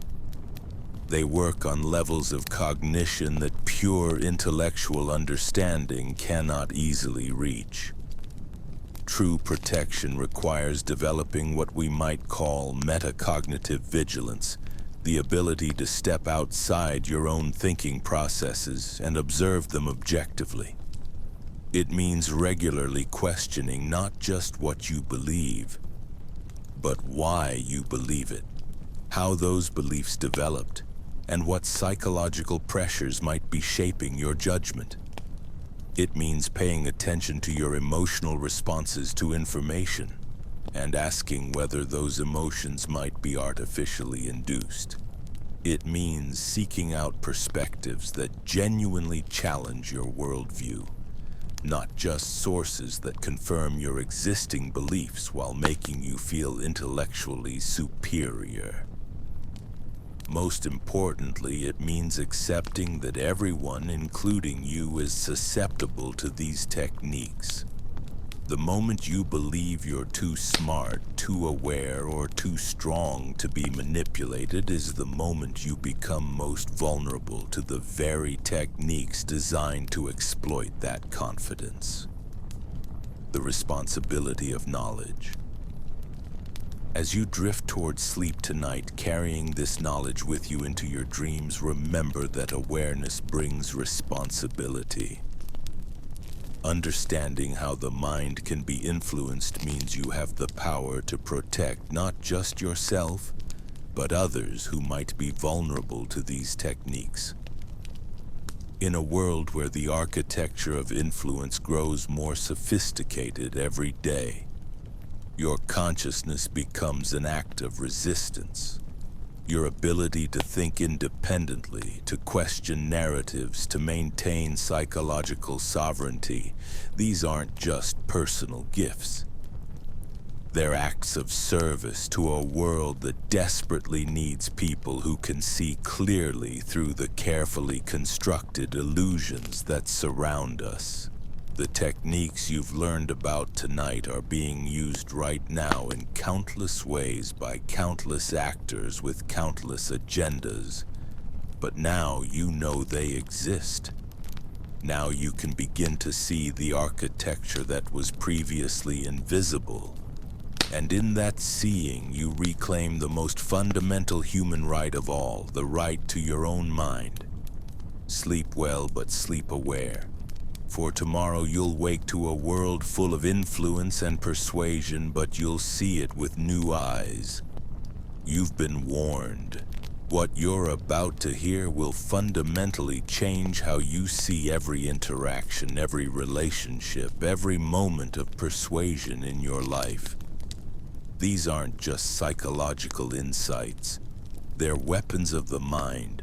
Tools so powerful that governments, corporations, and master manipulators have used them to control entire populations. And the most terrifying part? You've been falling for them your entire life without even knowing it. The reality distortion field begins with something deceptively simple: the slow erosion of your ability to distinguish between what's real and what's been carefully constructed for you. Think about how a master illusionist doesn't just fool your eyes. They rewire your entire perception of reality. This is exactly what happens when someone gains control over your information environment, your social circle, and most dangerously, your own thoughts about yourself. Consider this right now as you listen to these words. How many of your deepest beliefs about yourself, your relationships, your capabilities, were actually planted there by someone else? How many times have you made a decision thinking it was entirely your own, when in reality you were guided toward that choice through a sophisticated web of psychological manipulation? The masters of influence understand something most people never realize. That control isn't about force. It's about making the target believe they're in control while systematically removing their actual power to choose. It's about creating dependency while maintaining the illusion of independence. And once you understand how this works, you'll see it everywhere. Let me share with you the most insidious technique of all: the gradual replacement of someone's reality with a manufactured one. It doesn't happen overnight. It begins with small inconsistencies, tiny moments of doubt carefully planted and nurtured. A comment here about your memory being unreliable, a suggestion there that your emotions are too intense. Slowly, methodically, your confidence in your own perceptions begins to crumble. The genius of this approach lies in its subtlety. Unlike obvious manipulation, which triggers resistance, this technique makes you participate in your own psychological dismantling. You begin to second-guess yourself before anyone else even needs to. You start seeking validation from the very person who's been undermining your confidence. And by the time you realize what's happening, if you ever do, the architecture of your mind has been completely restructured. But here's where it gets truly dark. This isn't just about individual manipulation. These same principles operate on a massive scale, shaping entire societies, political movements, and cultural narratives. The techniques used by abusive partners in toxic relationships are the same ones employed by authoritarian regimes to control populations. The psychology that keeps someone trapped in a cult is identical to what keeps consumers loyal to brands that exploit them.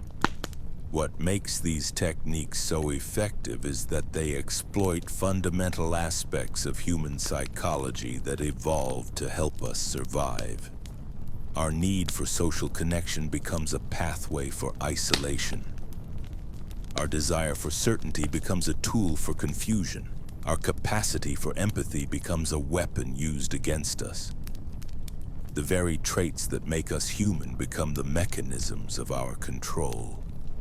The most successful manipulators understand that the key isn't to break someone's will, it's to redirect it. They don't want compliance born of fear, because fear eventually fades and resistance grows. Instead, they want willing participation, enthusiastic cooperation from people who believe they're making free choices. This is why the most dangerous forms of control feel like liberation to those experiencing them. Think about the relationships in your life where you felt most uncertain about yourself. Consider the environments where you found yourself constantly seeking approval, walking on eggshells, or explaining away behavior that didn't sit right with you. These weren't accidents. They were carefully constructed psychological landscapes designed to keep you off balance and dependent. The erosion of personal autonomy often begins with the manipulation of time and attention. When someone controls what you focus on, they control your reality.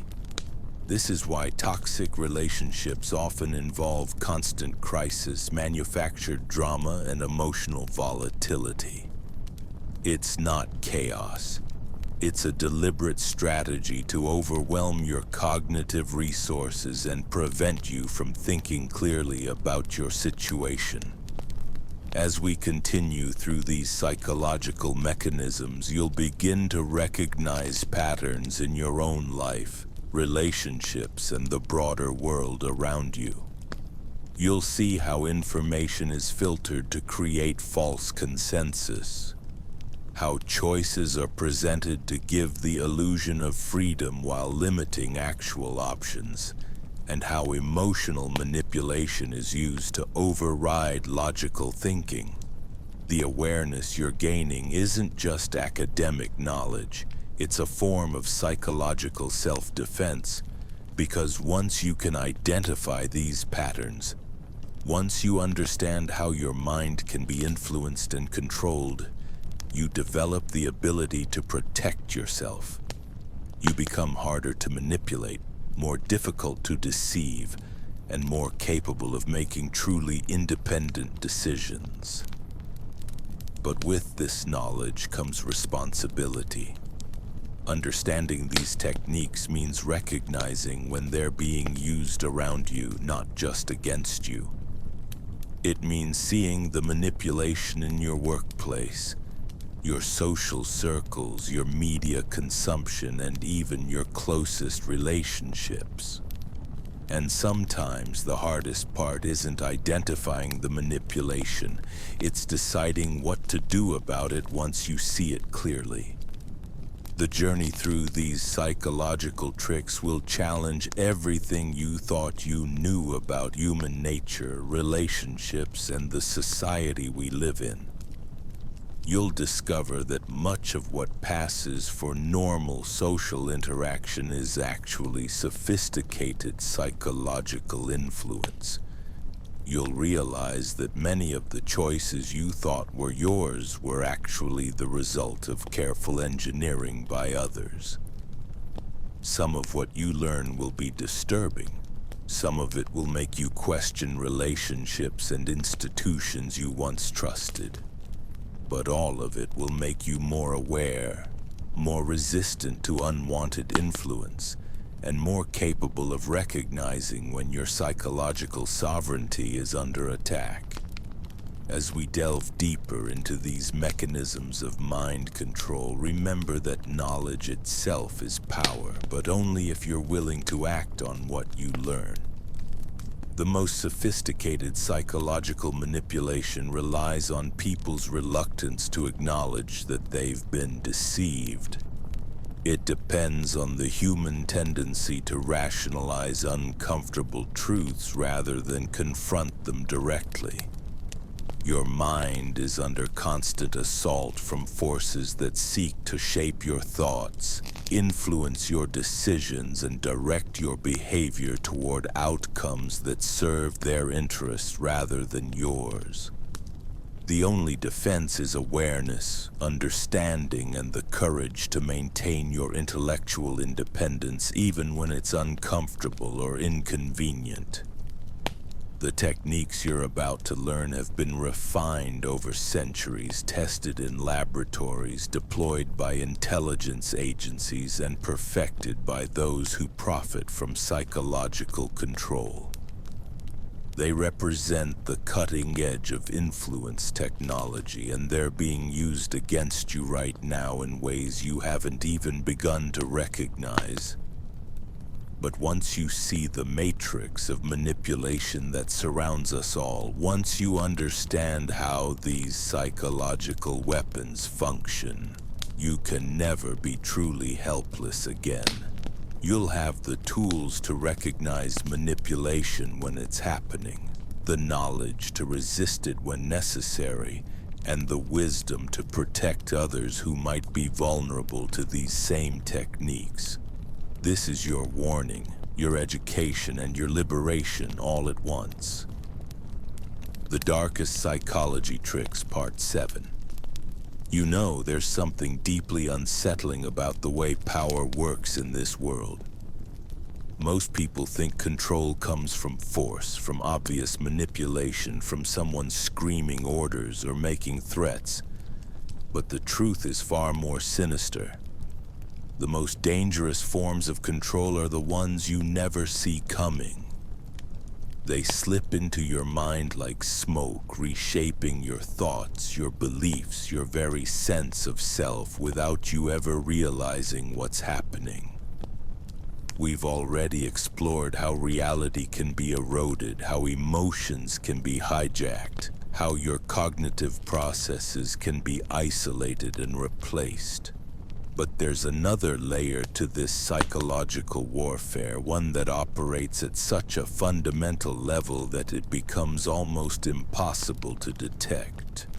These are the tricks that don't just change what you think, they change who you are. Let me tell you about something called the illusion of autonomy. You believe you're making your own choices, that every decision flowing through your mind is authentically yours. But what if I told you that most of your thoughts, your preferences, even your deepest convictions have been carefully planted there by forces you've never even noticed? Think about the last time you walked into a grocery store. You probably felt completely in control, deciding what to buy based on your own needs and preferences. But here's what you didn't see.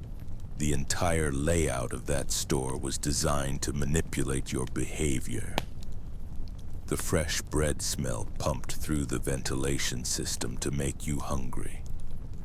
The milk placed at the back of the store to force you past hundreds of impulse purchases. The eye-level placement of the most profitable items. Even the music playing overhead, scientifically calibrated to slow down your walking pace and increase spending. You thought you were shopping freely, but every step you took was choreographed by behavioral psychologists whose job is to separate you from your money. And the most disturbing part, it worked. You bought things you didn't plan to buy, spent more than you intended to spend, and walked out feeling like every choice was entirely your own. This is how modern manipulation works. It doesn't announce itself, it doesn't ask permission. It simply rewrites the architecture of choice itself, making you believe that engineered outcomes are natural decisions. Consider social media platforms. You scroll through your feed, liking posts, sharing content, engaging with friends. It feels social, human, authentic. But behind the scenes, algorithms are studying every click, every pause, every micro-expression captured by your camera.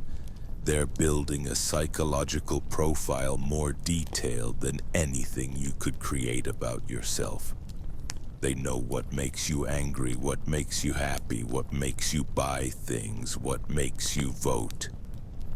And then they use this knowledge against you. They feed you content designed to trigger specific emotional responses. They show you products at the exact moment when you're most vulnerable to purchasing. They expose you to political content calculated to reinforce your existing beliefs, or slowly shift them in desired directions. They create echo chambers that make you feel like your views are universal while simultaneously isolating you from perspectives that might challenge their control. The genius of this system is that it makes you feel empowered while actually making you more controllable. Every like, every share, every comment gives you a hit of dopamine that makes you feel influential and connected. But in reality, you're just training the algorithm to manipulate you more effectively.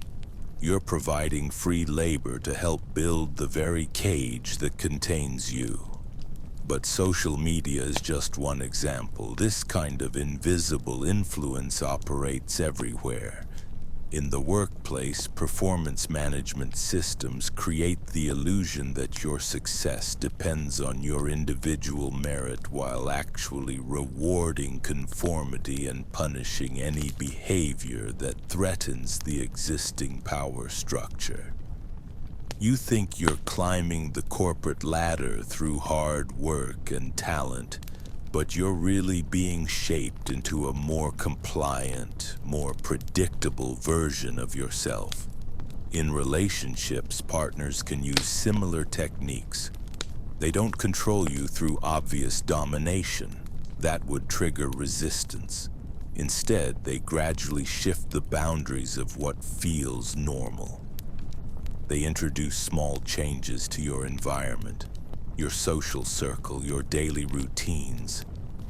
They reward certain behaviors with attention and affection while withdrawing both when you act in ways they don't approve of. Over time, you begin to self-regulate, automatically avoiding actions that might displease them without ever consciously deciding to change. The educational system operates on these principles too. Students are taught to believe that their success depends on following instructions, memorizing approved information, and competing against their peers. But the real lesson being taught is obedience, the ability to think critically, to question authority, to imagine alternative ways of organizing society. These capacities are systematically undermined in favor of producing compliant workers and consumers. Even our entertainment is designed to shape us. Movies and television shows don't just reflect cultural values, they actively create them. Writers and producers, whether consciously or not, embed messages about what constitutes normal behavior, desirable outcomes, acceptable beliefs. Characters who challenge the system are portrayed as villains or misfits, while those who work within it are heroes. Over time, these narratives become internalized as personal values. The most sophisticated manipulators understand that the key to control is making people feel like they're in control. They don't take away your choices. They engineer the menu of available options. They don't tell you what to think. They create environments where certain thoughts feel natural and others feel foreign. They don't force you to comply. They make compliance feel like rebellion, and rebellion feel like compliance. This is why traditional resistance often fails. People organize protests, sign petitions, vote for change, believing they're fighting the system. But if the system itself has shaped their understanding of what constitutes effective resistance, then their rebellion becomes just another form of control. They're allowed to feel like revolutionaries while actually reinforcing the very structures they think they're opposing. The financial system operates on this principle beautifully. People are taught to believe that economic success comes from individual effort and smart choices. Work hard, save money, invest wisely, and you'll achieve financial freedom. But the entire game is rigged from the start. The wealthy don't get rich by following the advice they give to everyone else. They get rich by owning the systems that extract wealth from those who do follow that advice. Credit cards make people feel empowered to purchase things they want, while actually creating debt that forces them to work more and consume less. Investment accounts make people feel like they're building wealth, while actually providing capital for corporations that profit from their labor. Real estate makes people feel like they're building equity while actually creating mortgage payments that tie them to jobs they might otherwise leave. Each of these systems is presented as an opportunity, a path to freedom and prosperity. But in reality, they're mechanisms of control that make people more dependent on the very structures that exploit them. The healthcare system follows similar patterns. People are taught to believe that health comes from following medical advice, taking prescribed medications, and trusting expert authorities. But the entire industry profits from managing symptoms rather than addressing root causes. Patients become lifelong customers, dependent on treatments that maintain their conditions rather than curing them. Mental health treatment often works the same way. Instead of examining the social, economic, and environmental factors that create psychological distress, the focus is placed on individual pathology. People are diagnosed with disorders and prescribed medications that make them more functional within dysfunctional systems rather than helping them recognize and resist the sources of their suffering. Even spiritual and personal development movements can become forms of control. People seeking authentic transformation are sold techniques and philosophies that actually make them more compliant and less threatening to existing power structures. They're taught to focus on changing themselves rather than changing the world, to find inner peace rather than outer justice, to accept what is rather than imagine what could be. The most insidious aspect of these systems is how they create the illusion of choice while actually narrowing the range of possible outcomes. You can choose between hundreds of breakfast cereals, but you can't choose to live in a society where basic nutrition isn't commodified. You can choose between political candidates, but you can't choose to live under a fundamentally different economic system. You can choose between entertainment options, but you can't choose to live in a culture that isn't saturated with commercial messaging. This manufactured choice creates a sense of freedom that prevents people from recognizing their actual constraints. They feel empowered because they can select from multiple options, even though all the options serve the same underlying agenda. The most dangerous part of this system is how it evolves and adapts. Every time people develop resistance to one form of manipulation, new techniques are developed to circumvent that resistance. When people became suspicious of obvious advertising, marketers developed native advertising that looks like editorial content. When people became aware of propaganda, it was replaced with more subtle forms of narrative control. When people organized collective resistance, individualistic ideologies were promoted to fragment solidarity. The manipulators are always one step ahead because they have resources, research, and institutional power that individual resistors lack. They can test their techniques on millions of people, analyze the results, and refine their approaches. They can coordinate across industries and institutions to create comprehensive systems of influence that operate at every level of society. But perhaps the most troubling aspect is how these systems recruit their own victims as enforcers. People who have been successfully manipulated become passionate advocates for the very ideas and institutions that control them. They police themselves and others, attacking anyone who questions the narratives they've internalized. They become willing participants in their own oppression, defending it as freedom. This is the ultimate achievement of sophisticated psychological manipulation.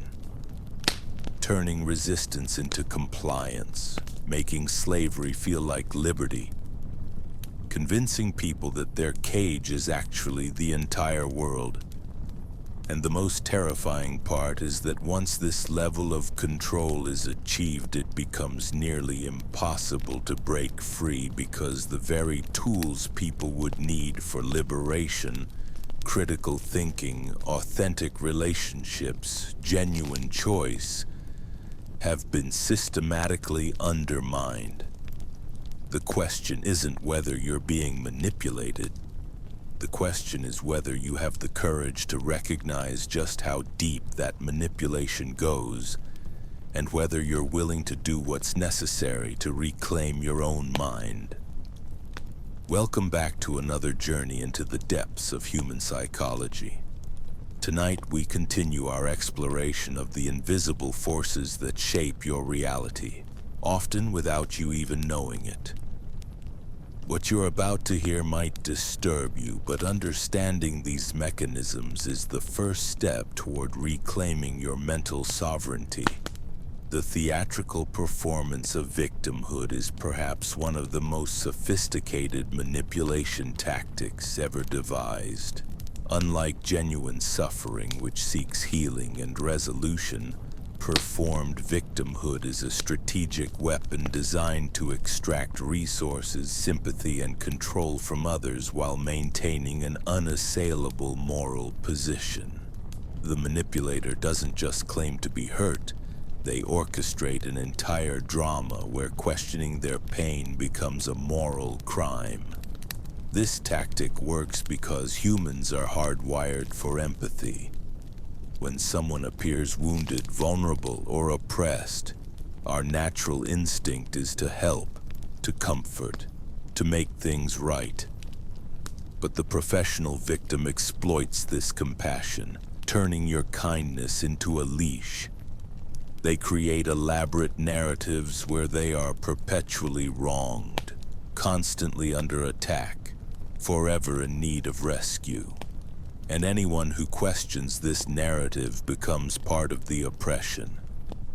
Consider how this plays out in relationships. The manipulative partner who, whenever confronted about their behavior, immediately shifts into victim mode. Suddenly, your legitimate concerns become attacks on their character. Your boundaries become evidence of your cruelty. Your need for accountability becomes proof of your heartlessness. Before you know it, you're apologizing for bringing up the very issues that needed addressing. But theatrical victimhood isn't limited to personal relationships. It's weaponized on massive scales in politics, media, and social movements.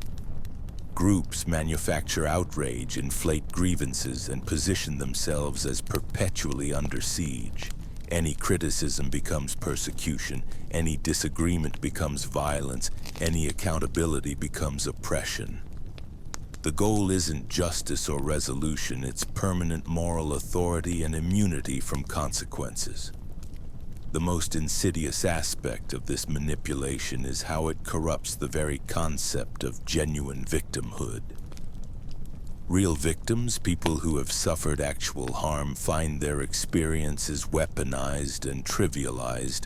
The professional victim doesn't speak for the truly wounded, they exploit their pain for personal gain. They turn suffering into currency and trauma into leverage. And once you're caught in their web, escape becomes nearly impossible. How do you challenge someone's claim of victimhood without appearing cruel? How do you set boundaries with someone who frames every boundary as abuse? How do you hold accountable someone who turns accountability into persecution? The professional victim has created a perfect trap. One where questioning them proves their point. The normalization of extremes represents another layer of psychological manipulation that operates so gradually, so imperceptibly that societies can find themselves accepting the unthinkable without ever realizing how they got there. This isn't about sudden dramatic changes that shock people into resistance. It's about the slow, methodical shifting of what's considered normal, acceptable, even virtuous. The process begins with introducing ideas that seem slightly beyond current norms, but not so extreme as to trigger immediate rejection. These concepts are presented alongside more extreme positions, making them appear moderate by comparison. Over time, through constant exposure and social pressure, what once seemed radical becomes familiar. What seemed unthinkable becomes debatable, and what seemed debatable becomes mainstream. Think about how this works in media and entertainment. Content that would have been considered shocking or inappropriate just decades ago is now commonplace. Each generation pushes the boundaries a little further, and what their parents found objectionable, they find normal. Violence becomes more graphic. Sexuality becomes more explicit. Language becomes more crude. Not through sudden leaps, but through incremental steps that each seem reasonable in isolation. But the normalization of extremes isn't just about cultural content. It's used to shift political boundaries, social expectations, and moral standards. Policies that would have been rejected as tyrannical become acceptable when introduced gradually, after people have been conditioned to accept lesser versions. Rights that were once considered fundamental become privileges that can be suspended for the greater good. Freedoms that were once unquestionable become negotiable in times of crisis. The mechanism works because humans adapt. We're remarkably capable of adjusting to new circumstances, of finding ways to cope with changing conditions. But this adaptability, which serves us well in many situations, can be exploited by those who understand how to manipulate our environment gradually enough that we don't notice the transformation until it's complete. And perhaps most disturbing, this normalization process often comes packaged as progress, as evolution, as enlightenment. People are told that resistance to these changes represents backward thinking, close-mindedness, or even moral failure. The very act of questioning the new normal becomes evidence of your inadequacy, your inability to grow and adapt with the times. The beauty of this manipulation is that it doesn't feel like manipulation at all. It feels like natural social evolution. People believe they're making free choices, following their own moral compass, thinking for themselves. They don't realize that their moral compass has been slowly, systematically recalibrated. They don't recognize that their thoughts and values have been shaped by forces they never consciously encountered. Manufactured consensus operates on an even more sophisticated level, creating the illusion that certain beliefs, values, or decisions enjoy widespread support when they may actually be held by only a small but well-positioned minority. This isn't just about polling or public opinion, it's about engineering the appearance of social agreement through strategic control of information, narrative, and social pressure. The process begins with controlling the flow of information. When a small group controls major media outlets, educational institutions, and cultural platforms, they can create the impression that their viewpoint is universally accepted. Dissenting voices are marginalized, alternative perspectives are ignored, and contrary evidence is suppressed or discredited. The public only sees one side of complex issues, leading them to believe that side represents the consensus. But manufactured consensus goes beyond just controlling information. It involves creating artificial social proof through bots, astroturfing, and coordinated campaigns that make fringe positions appear mainstream. Social media platforms can be flooded with fake accounts promoting specific viewpoints, creating the illusion of grassroots support. Comment sections can be manipulated, trending topics can be artificially boosted, and viral content can be strategically amplified. The psychological impact is profound. Humans are social creatures who look to others for guidance on what to think and believe. When we see what appears to be overwhelming agreement on an issue, we naturally assume that position must be correct. We don't want to be the odd one out, the person holding unpopular views, the individual swimming against the current of social opinion. This manufactured consensus then becomes self-reinforcing. Once people believe that most others share a particular view, they become reluctant to express disagreement. They self-censor, staying quiet even when they have doubts or objections. This silence is then interpreted as agreement, further strengthening the illusion of consensus. Eventually, real consensus can emerge from manufactured consensus, as people genuinely adopt beliefs they think everyone else holds. The most dangerous aspect of manufactured consensus is how it shuts down legitimate debate and inquiry. When certain positions are presented as settled science, obvious morality, or common sense, questioning them becomes socially unacceptable. People who raise doubts are labeled as conspiracy theorists, deniers, or extremists. The manufactured consensus creates a social environment where independent thinking is punished and conformity is rewarded. And perhaps most troubling, those perpetuating the manufactured consensus often believe in it themselves. They are not necessarily conscious conspirators, but rather true believers who can't imagine that their obvious truths aren't universally shared. They genuinely believe they're fighting misinformation and protecting society from dangerous ideas, not recognizing that they're the ones manufacturing false consensus. The weaponization of empathy takes our most noble human quality and turns it into a tool of control. Empathy, our ability to understand and share the feelings of others, is supposed to connect us, to build bridges, to create compassion.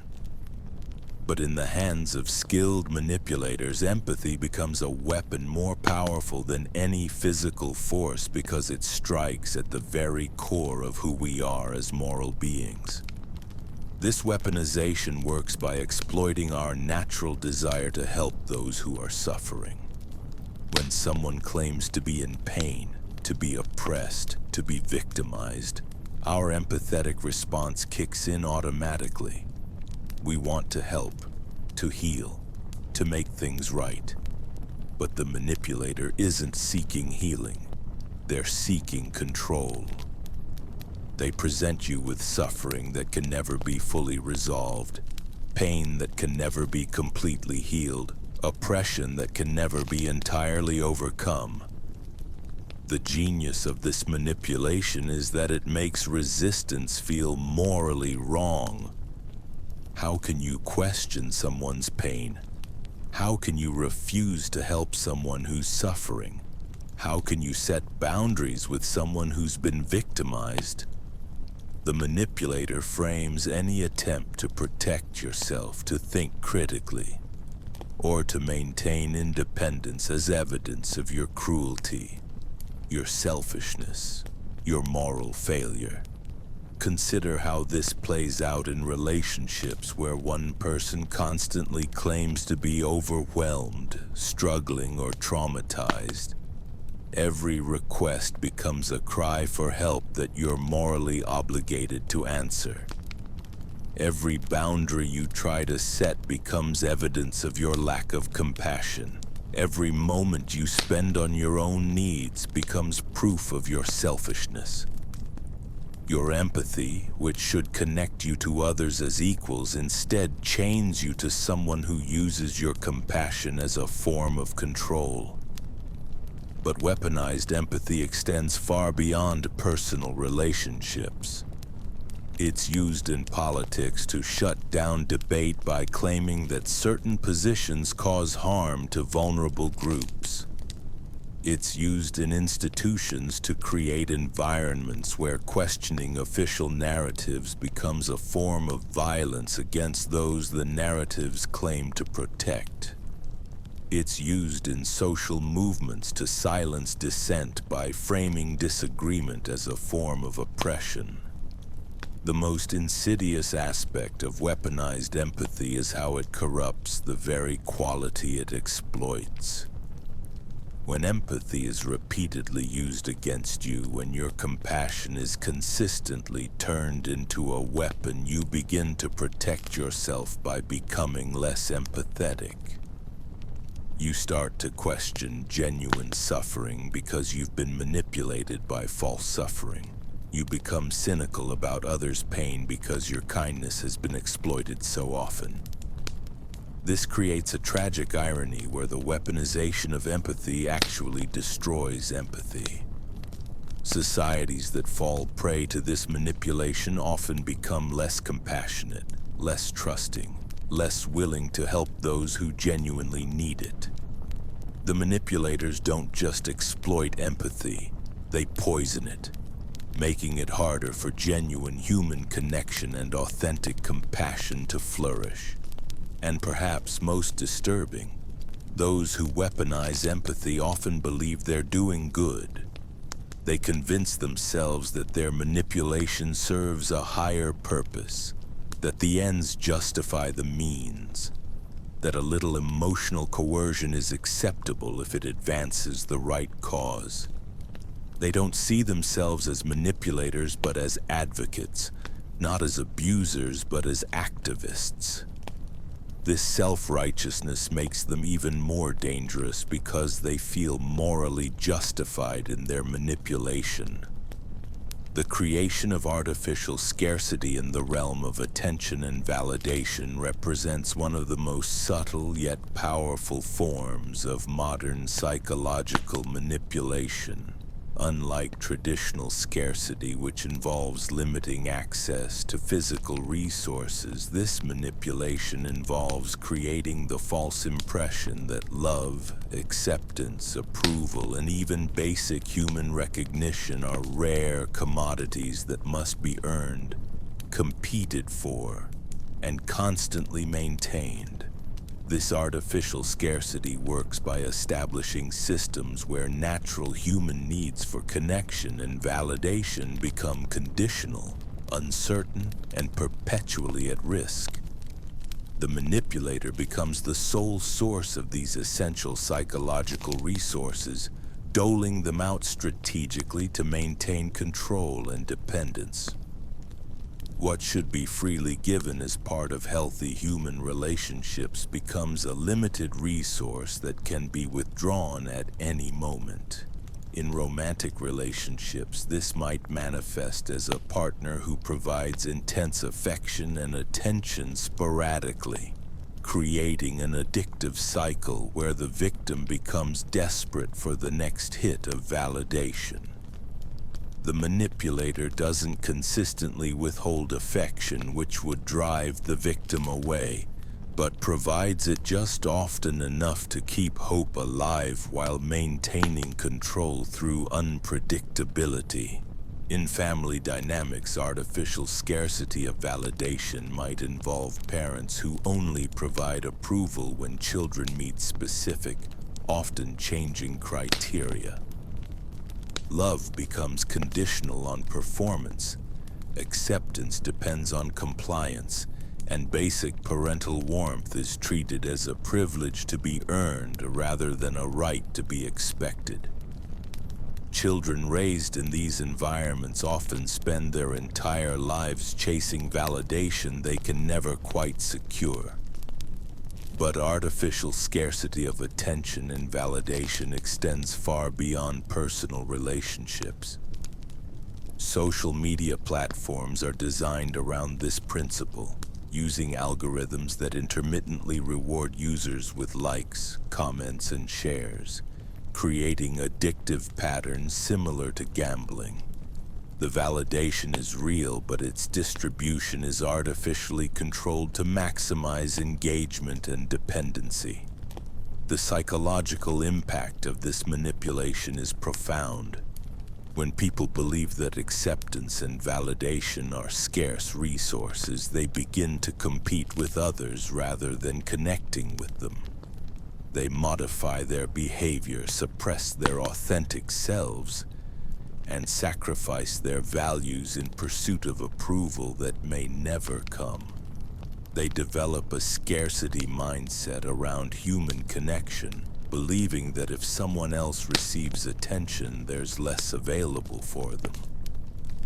This artificial scarcity also creates what psychologists call intermittent reinforcement, one of the most powerful conditioning mechanisms known to behavioral science. When validation comes unpredictably, people become more desperate for it, more willing to endure mistreatment to receive it, and more likely to interpret its absence as their own failure rather than questioning the system that withholds it. The most damaging aspect of artificial scarcity of validation is how it teaches people to internalize the scarcity. Victims begin to believe they don't deserve consistent love and acceptance, that they must constantly prove their worth, that relationships are fundamentally unstable and conditional. This internalized scarcity often persists even after escaping the manipulative situation, making it difficult to form healthy relationships or recognize genuine, unconditional acceptance when it's offered. Reality distortion represents perhaps the most comprehensive form of psychological manipulation, involving the systematic alteration of someone's perception of truth, facts, and even their own experiences. Unlike simple lying, which contradicts reality, reality distortion involves creating an entirely alternative version of events so comprehensive and consistent that victims begin to doubt their own perceptions and memories. This manipulation works by controlling multiple sources of information simultaneously. The manipulator doesn't just lie about specific events, but creates an entire narrative framework that reinterprets everything that happens. They might acknowledge certain facts while completely changing their meaning, context, or significance. They present alternative explanations that seem plausible, especially when the victim has limited access to other perspectives or information sources. The process often begins with small distortions that seem harmless or even beneficial. Maybe the manipulator reframes the victim's mistakes as learning opportunities, their failures as character building, their suffering as necessary growth. These positive reframes create trust and make the victim more receptive to later, more harmful distortions.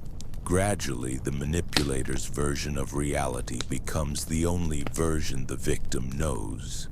Reality distortion is particularly effective because it doesn't require the victim to accept obvious lies. Instead, it presents alternative interpretations that might be true, could be possible, or seem reasonable given limited information.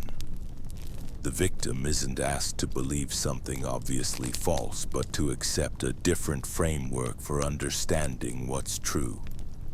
This makes the manipulation feel like enlightenment rather than deception. Consider how this works in cult environments, where leaders gradually reinterpret everything that happens through the lens of their ideology. Outside criticism becomes persecution. Member defections become tests of faith. Failed predictions become signs of spiritual progress. The group develops its own language, its own logic, its own version of cause and effect that explains everything while questioning nothing. But reality distortion isn't limited to extreme situations. It happens in abusive relationships where partners gradually rewrite the history of their interactions, reinterpreting fights as misunderstandings, abuse as love, and control as protection. It occurs in toxic work environments where management reframes exploitation as opportunity, unfair treatment as character building, and employee concerns as disloyalty. The most insidious aspect of reality distortion is how it makes victims complicit in their own manipulation. Once people have accepted the alternative reality framework, they begin to interpret new experiences through that lens automatically.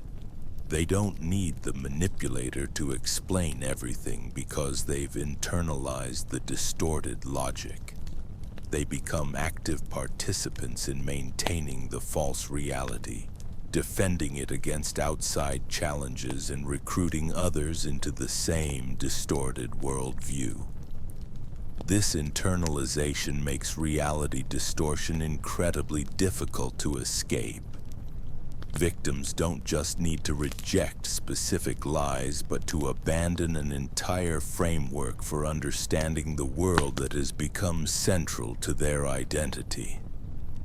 They must question not just what they've been told, but how they've learned to think. Not just individual beliefs, but the entire system of logic they've come to rely on. And perhaps most tragically, reality distortion often persists even after victims escape the manipulative situation. Having learned to doubt their own perceptions, to defer to external authorities for truth, and to accept alternative explanations for their experiences, they struggle to trust their own judgment. They may continue to question their memories, doubt their instincts, and seek external validation for their own experiences long after the manipulation has ended. The manipulation of hope and despair represents one of the most emotionally devastating forms of psychological control, involving the strategic alternation between raising and crushing expectations to maintain psychological dependency. Unlike steady manipulation, which people might eventually recognize and resist, this technique keeps victims constantly off balance, never sure whether the next moment will bring relief or disappointment. This manipulation works by creating cycles of hope, followed by despair, then rescue followed by abandonment. The manipulator presents themselves as the source of salvation while simultaneously being the cause of suffering. They create problems, then offer solutions. They generate crises, then provide relief. This creates a psychological dependency where victims come to see the manipulator as both their tormentor and their only hope for escape. The hope phase involves making promises, offering possibilities, suggesting that change is coming, that things will be different, that the suffering will end. These aren't necessarily explicit promises, but often implied possibilities that create anticipation and emotional investment. The victim begins to believe that their situation is temporary, that relief is possible, that they just need to endure a little longer.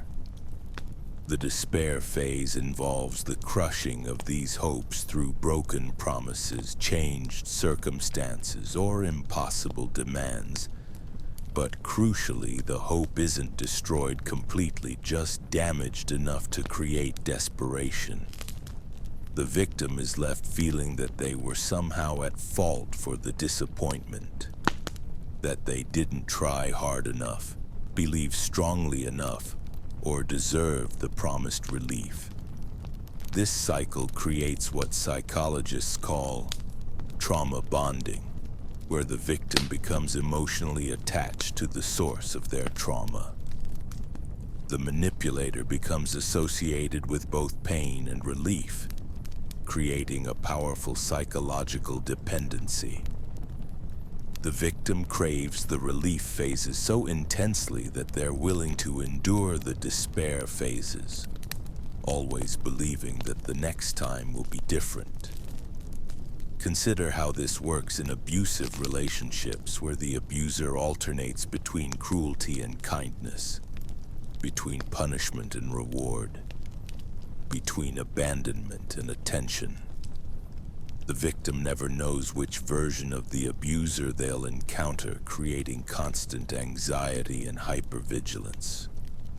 But the brief moments of kindness become so precious, so desperately needed that the victim will endure almost anything to experience them again.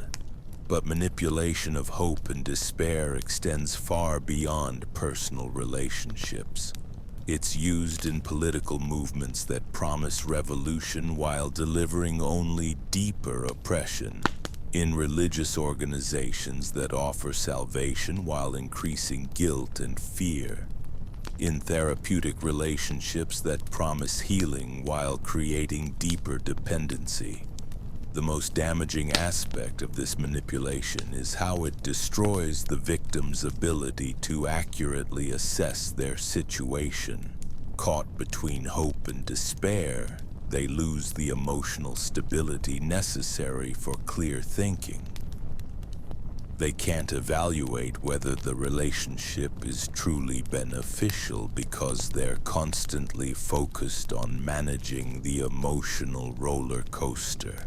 They can't plan for the future because they never know what emotional state they'll be in next.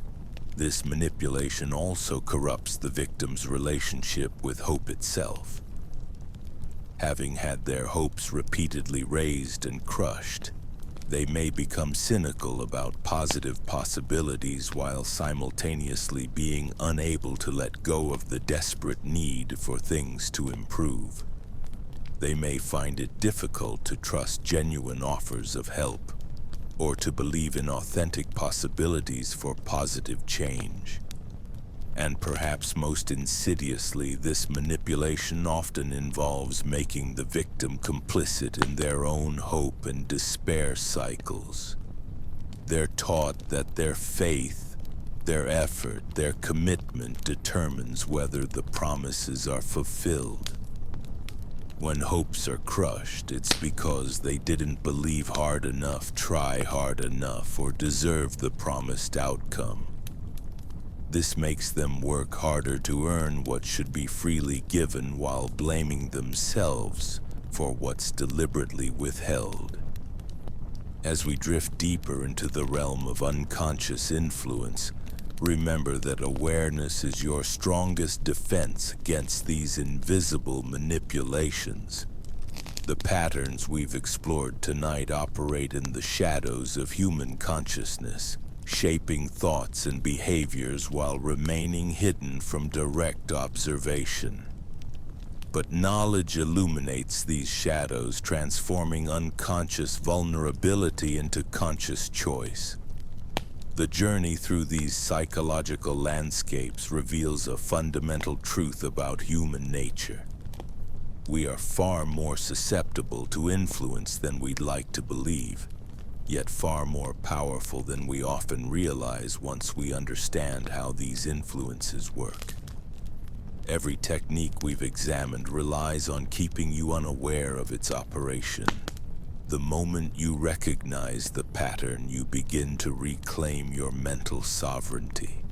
Sleep now with this knowledge, but let it permeate your unconscious mind as you rest.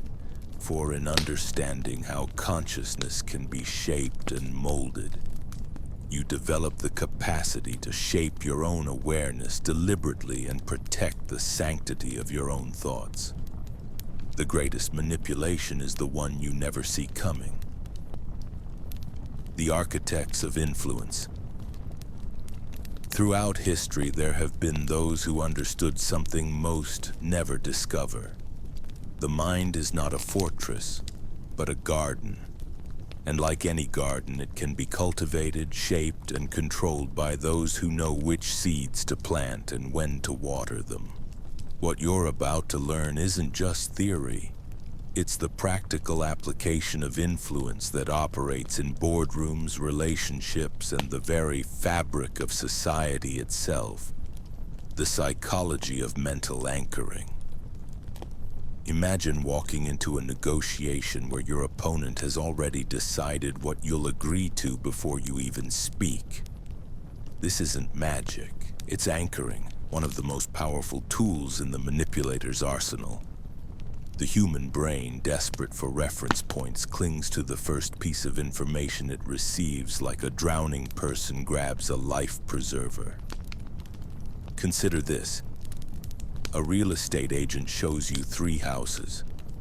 The first is overpriced and clearly flawed. The second is slightly better but still expensive. The third seems perfect by comparison, and you feel like you've found a bargain. But here's what you didn't realize. That third house was always the target. The first 2 were psychological decoys carefully chosen to make your final choice feel inevitable. This principle extends far beyond sales. In relationships, someone might start by making an extreme demand, then compromise to what they actually wanted all along. Your relief at avoiding the worst-case scenario makes you grateful for accepting something you would have rejected outright. The anchor has done its work and you've been steered exactly where they wanted you to go. The illusion of independent thought. Perhaps the most unsettling realization is how rarely our thoughts are truly our own. We pride ourselves on being rational, independent thinkers, but the reality is far more complex. Every day, we're exposed to carefully crafted messages designed to shape our perceptions without our awareness. Take the phenomenon of manufactured consensus. When you see the same opinion expressed across multiple platforms, your brain interprets this as validation. What you might not realize is that this apparent agreement was orchestrated. A few strategically placed voices can create the illusion of widespread belief. And once that illusion takes hold, others naturally follow. Social media algorithms have weaponized this tendency. They don't just show you what you want to see. They show you what they want you to want. By carefully curating your information diet, they can gradually shift your opinions, making you believe you've arrived at these conclusions independently. The most effective manipulation feels like personal discovery. The architecture of emotional control. Emotions are the highways to the mind, and skilled manipulators know exactly which routes to take. Fear, hope, anger, and desire can all be cultivated and directed with surgical precision. The key is understanding that people don't make decisions based on facts. They make decisions based on how facts make them feel. Consider how crisis marketing works. A company doesn't just tell you their product is good. They make you afraid of what happens if you don't have it. They paint a picture of inadequacy, vulnerability, or missed opportunity so vivid that purchasing feels like self-preservation rather than consumption. The product becomes a shield against a threat they created in your mind. This same principle operates in relationships and social dynamics. By controlling someone's emotional state, alternating between validation and withdrawal, comfort and anxiety, you can make them dependent on your presence for stability. They begin to associate their emotional well-being with your approval, creating a powerful form of psychological dependency. The subtle art of reality distortion. The most dangerous manipulations don't change what you see. They change how you interpret what you see. This is the essence of framing, and it's happening around you constantly. The same event can be presented as a triumph or a tragedy, a beginning or an ending, depending on the story someone wants you to believe. News organizations understand this intuitively. They don't lie. They don't need to. By choosing which details to emphasize, which experts to quote, and which context to provide, they can guide your interpretation of events with remarkable precision. Two outlets can report the exact same facts and leave you with completely opposite impressions. In personal relationships, this manifests as gaslighting, the gradual erosion of your trust in your own perceptions. A skilled practitioner will subtly reframe events, question your memory, and offer alternative interpretations until you begin to doubt your own experience. Over time, you become dependent on their version of reality because your own feels unreliable. The psychology of manufactured scarcity. Humans are wired to value what seems rare or fleeting. This biological programming, once essential for survival, has become a tool for modern manipulation. When something appears to be in limited supply or available for a limited time, we experience an urgency that bypasses rational evaluation. But here's what most people don't realize. Scarcity is almost always artificial. That limited time offer will likely be extended. Those last few items in stock will mysteriously be replenished. The countdown timer will reset. The scarcity is theater, designed to trigger your fear of missing out and push you toward immediate action. This principle extends beyond commerce into social dynamics. When someone makes themselves emotionally unavailable, responding sporadically, maintaining distance, seeming perpetually busy, they create artificial scarcity around their attention. This can make others more invested in gaining their approval, more willing to compromise their own standards, and more likely to overvalue the relationship. The network effect of influence. Individual manipulation is powerful, but systemic manipulation is transformative. When multiple sources reinforce the same message, when your social circle echoes similar beliefs, when authority figures align their messaging, that's when true influence occurs. You're not just being persuaded by one person, you're being shaped by an entire ecosystem of reinforcement. This is why successful influence campaigns operate on multiple levels simultaneously.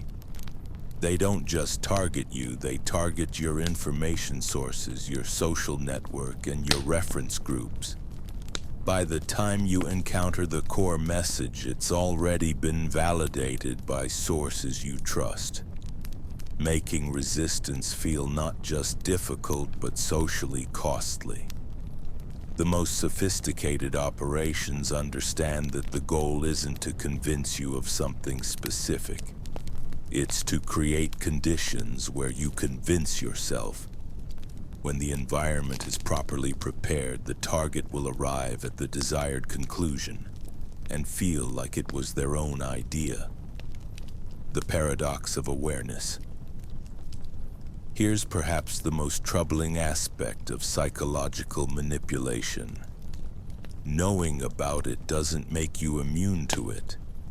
Your brain's tendency to seek patterns, form emotional attachments, and follow social cues operates below the level of conscious awareness. Even when you recognize a technique being used against you, the recognition often comes too late, after the psychological hook has already been set. This creates a strange paradox. The more you learn about manipulation, the more you realize how pervasive it is, yet the more powerless you may feel to resist it. Knowledge becomes both armor and burden, protection and paranoia.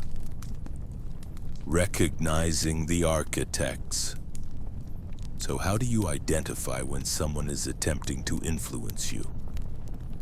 Look for patterns rather than individual techniques. Pay attention to how conversations are structured, how information is presented, and how your emotions are being guided.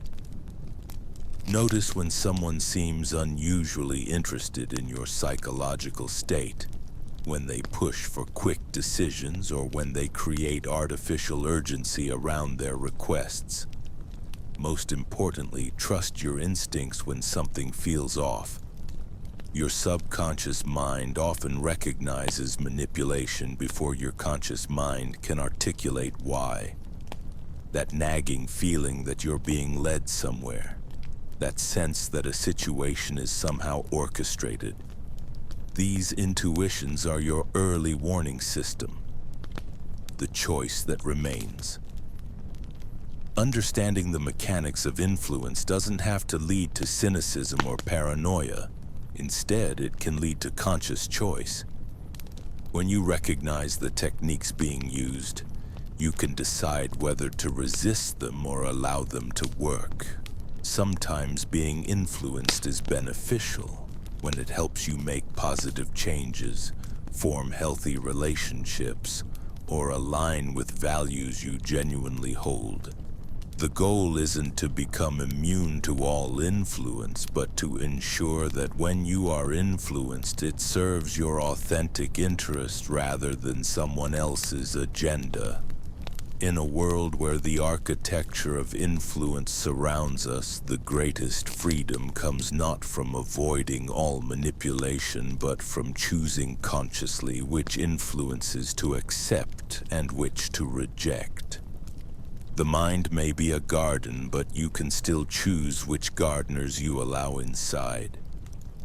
The subtle art of mental infiltration begins not with force, but with a whisper. A single thought planted so carefully that you believe it originated in your own mind.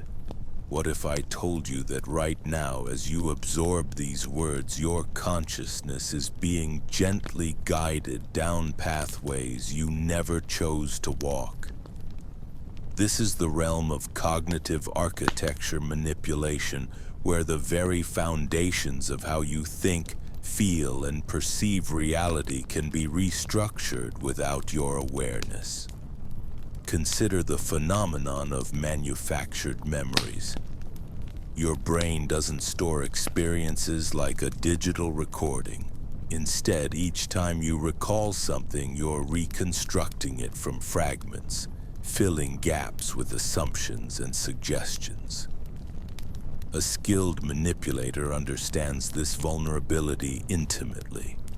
They know that with the right sequence of leading questions, carefully timed pauses, and strategic reinforcement, they can implant entire false histories into your mind.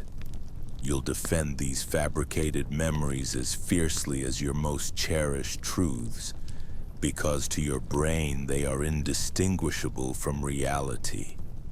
The technique begins with what psychologists call the familiarity cascade. First, an idea is introduced so subtly that your conscious mind barely registers it. Perhaps it's embedded in casual conversation, woven into seemingly unrelated stories, or presented as hypothetical scenarios. Your brain catalogs this information in the background, creating neural pathways that will later feel like your own thoughts. Days or weeks later, when the manipulator returns to this concept, your mind experiences a false sense of recognition. You think you're remembering your own insight, when in reality you're accessing a memory that was deliberately constructed for you. This process exploits what neuroscientists call source amnesia. Your brain excels at remembering information but struggles to recall where that information originated. A manipulator leverages this by becoming a trusted source of seemingly innocent details. They might mention how certain people behave in specific situations, describe emotional patterns you should watch for, or casually reference how others have handled similar circumstances. These seeds of information integrate into your cognitive framework, influencing future decisions in ways that align perfectly with the manipulator's objectives. The most insidious aspect of this technique is how it creates an illusion of independent thinking. You're not being told what to believe. You're being provided with the raw materials from which your own conclusions will inevitably emerge. It's like being given a puzzle where the pieces have been pre-selected to form only one possible picture. Yet you feel proud of your ability to solve it yourself. The manipulator never has to argue with you or overcome your resistance because they've engineered a scenario where resistance never occurs to you. Consider how this plays out in digital environments. Social media algorithms don't just show you content, they curate your reality. But sophisticated psychological manipulation goes deeper than algorithmic filtering. It involves creating networks of artificial validation where your thoughts and feelings are constantly reinforced by what appear to be independent sources. You might encounter the same idea across multiple platforms, from different apparent authors in various formats. Your brain interprets this repetition as social proof, never realizing that all these sources trace back to a single orchestrated campaign. The technique becomes even more powerful when combined with emotional state management. Manipulators understand that your receptivity to new ideas fluctuates based on your emotional condition. They create artificial cycles of stress and relief, confusion and clarity, isolation and connection. During moments of vulnerability, when your psychological defenses are naturally lowered, they introduce key concepts that will later influence your decision-making.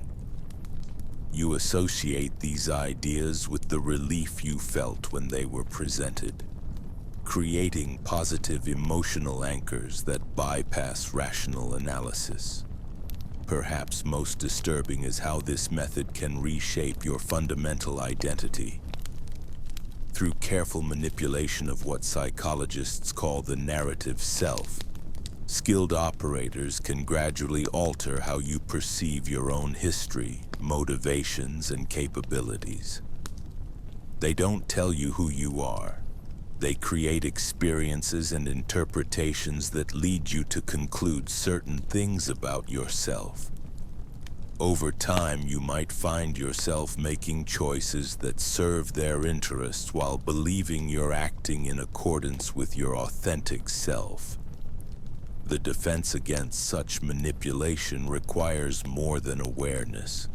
It demands a fundamental shift in how you approach your own thoughts. You must learn to question not just what you think, but why you think it. When did this belief first occur to you? What experiences shaped this preference? Can you trace the origin of this fear or desire? The goal isn't paranoid self-doubt, but rather a healthy skepticism about the authenticity of your own mental processes. True cognitive sovereignty means recognizing that your mind is not a fortress, but a garden.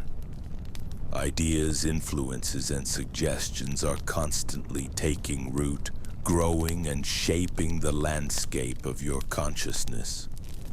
The question isn't whether you're being influenced, but whether you're conscious enough to tend this garden deliberately. In a world where the manipulation of human consciousness has become both an art and a science, Your awareness of these processes isn't just important for personal protection. It's essential for maintaining the integrity of your own existence. The most profound realization is that consciousness itself is malleable. What you consider to be your unchanging core self is actually a dynamic system constantly being shaped by forces both within and beyond your control. The manipulator's greatest advantage is your assumption that your thoughts are purely your own. As we've journeyed through the dark labyrinth of psychological manipulation together, you've witnessed how fragile the human mind truly is. From gaslighting that erases reality itself, to the subtle seeds of self-doubt that grow into towering trees of control, these techniques reveal just how easily our thoughts, emotions, and decisions can be hijacked without us ever realizing it. The most chilling truth isn't that these tricks exist. It's that they're happening all around us every single day. In our relationships, our workplaces, our media, even in our own internal dialogue. The manipulators among us don't need chains or threats. They simply need to understand the invisible strings that control human behavior. But knowledge is power, and now you possess something invaluable: awareness. You've seen behind the curtain, witnessed the mechanisms of mental manipulation, and learned to recognize the warning signs before they take hold. Armed with this understanding, you're no longer a passive victim of psychological warfare. You're an informed defender of your own mind. Remember, the strongest defense against manipulation isn't paranoia or isolation. It's the ability to pause, question, and think critically when you feel those invisible strings beginning to pull. Trust your instincts, maintain your independence, and never stop asking the most important question of all. Who benefits from me thinking this way? Your mind is your most precious possession. Guard it well, because the manipulation never stops. Even as you listen to these words, forces are at work trying to shape your thoughts, influence your decisions, and control your behavior. The techniques we've explored are just the beginning, a glimpse into a vast arsenal of psychological weapons that have been refined over centuries of human exploitation. The Puppet Master's Playbook. What makes these tricks so devastatingly effective isn't their complexity, it's their invisibility. The best manipulators don't feel like manipulators at all. They feel like friends, leaders, protectors, even saviors. They've mastered the art of making control feel like choice, making submission feel like empowerment, and making their victims grateful for their own manipulation. Think about the last major decision you made, the job you took, the relationship you entered, the belief you adopted, the product you bought. How much of that choice was truly yours? How many subtle influences, carefully planted suggestions, and psychological nudges guided you toward that decision? The uncomfortable truth is that you may never know. The digital age of mind control. Today's manipulators have tools that would make the tyrants of the past weep with envy. Social media algorithms that know you better than you know yourself. Artificial intelligence that can predict your behavior before you even know what you're going to do. Data harvesting that creates psychological profiles so detailed they can trigger specific emotional responses with surgical precision. Every click, every pause, every scroll is monitored and analyzed. Your digital footprint becomes a roadmap to your mind, showing exactly which buttons to push, which fears to exploit, which desires to amplify. The result? A feedback loop of manipulation so sophisticated that it feels like free will while being anything but. the epidemic of learned helplessness. Perhaps the most insidious effect of widespread psychological manipulation is how it creates generations of people who have forgotten how to think for themselves. When every opinion is pre-packaged, every emotion artificially triggered, and every choice carefully curated, we lose something fundamental: our capacity for genuine, independent thought. We become addicted to being told what to think, what to feel, what to want. We mistake the comfort of mental passivity for peace, the ease of following for wisdom. And in that surrender, we hand over not just our decisions, but our very identity to those who would control us. The resistance. But there is hope. Every manipulator's greatest fear is an awakened mind, someone who questions everything, trusts but verifies, and refuses to be led. This is why awareness is so dangerous to those who would control us. Once you see the strings, you can't unsee them. Once you recognize the patterns, they lose their power. Once you understand the game, you can choose not to play. The mirror effect. Here's something the manipulators don't want you to realize. These same techniques that are used against you can be recognized and countered. When someone tries to gaslight you, you can reflect their own confusion back at them. When they attempt to isolate you, you can expose their tactics to others. When they play on your insecurities, you can shine a light on their own vulnerabilities. The psychological weapons they wield are double-edged swords. Understanding how they work doesn't just protect you, it reveals the manipulators themselves for what they truly are. Often insecure, controlling individuals who fear losing power over others because they have so little genuine power over themselves. The choice that matters. In the end, this knowledge presents you with the most important choice you'll ever make. Will you use this understanding to protect yourself and others, or will you join the ranks of those who exploit these weaknesses for personal gain?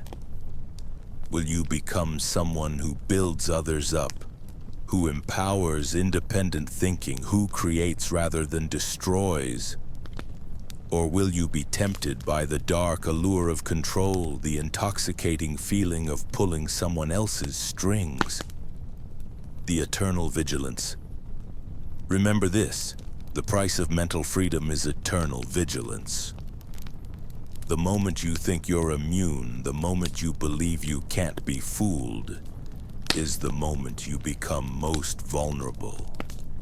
The wisest among us are those who remain forever students of human nature, forever aware of their own psychological blind spots, forever questioning their own certainties. Your mind is a battlefield, and the war for your thoughts never ends. But now you're no longer fighting blind. You have the weapons of awareness, the armor of knowledge, and the shield of skepticism.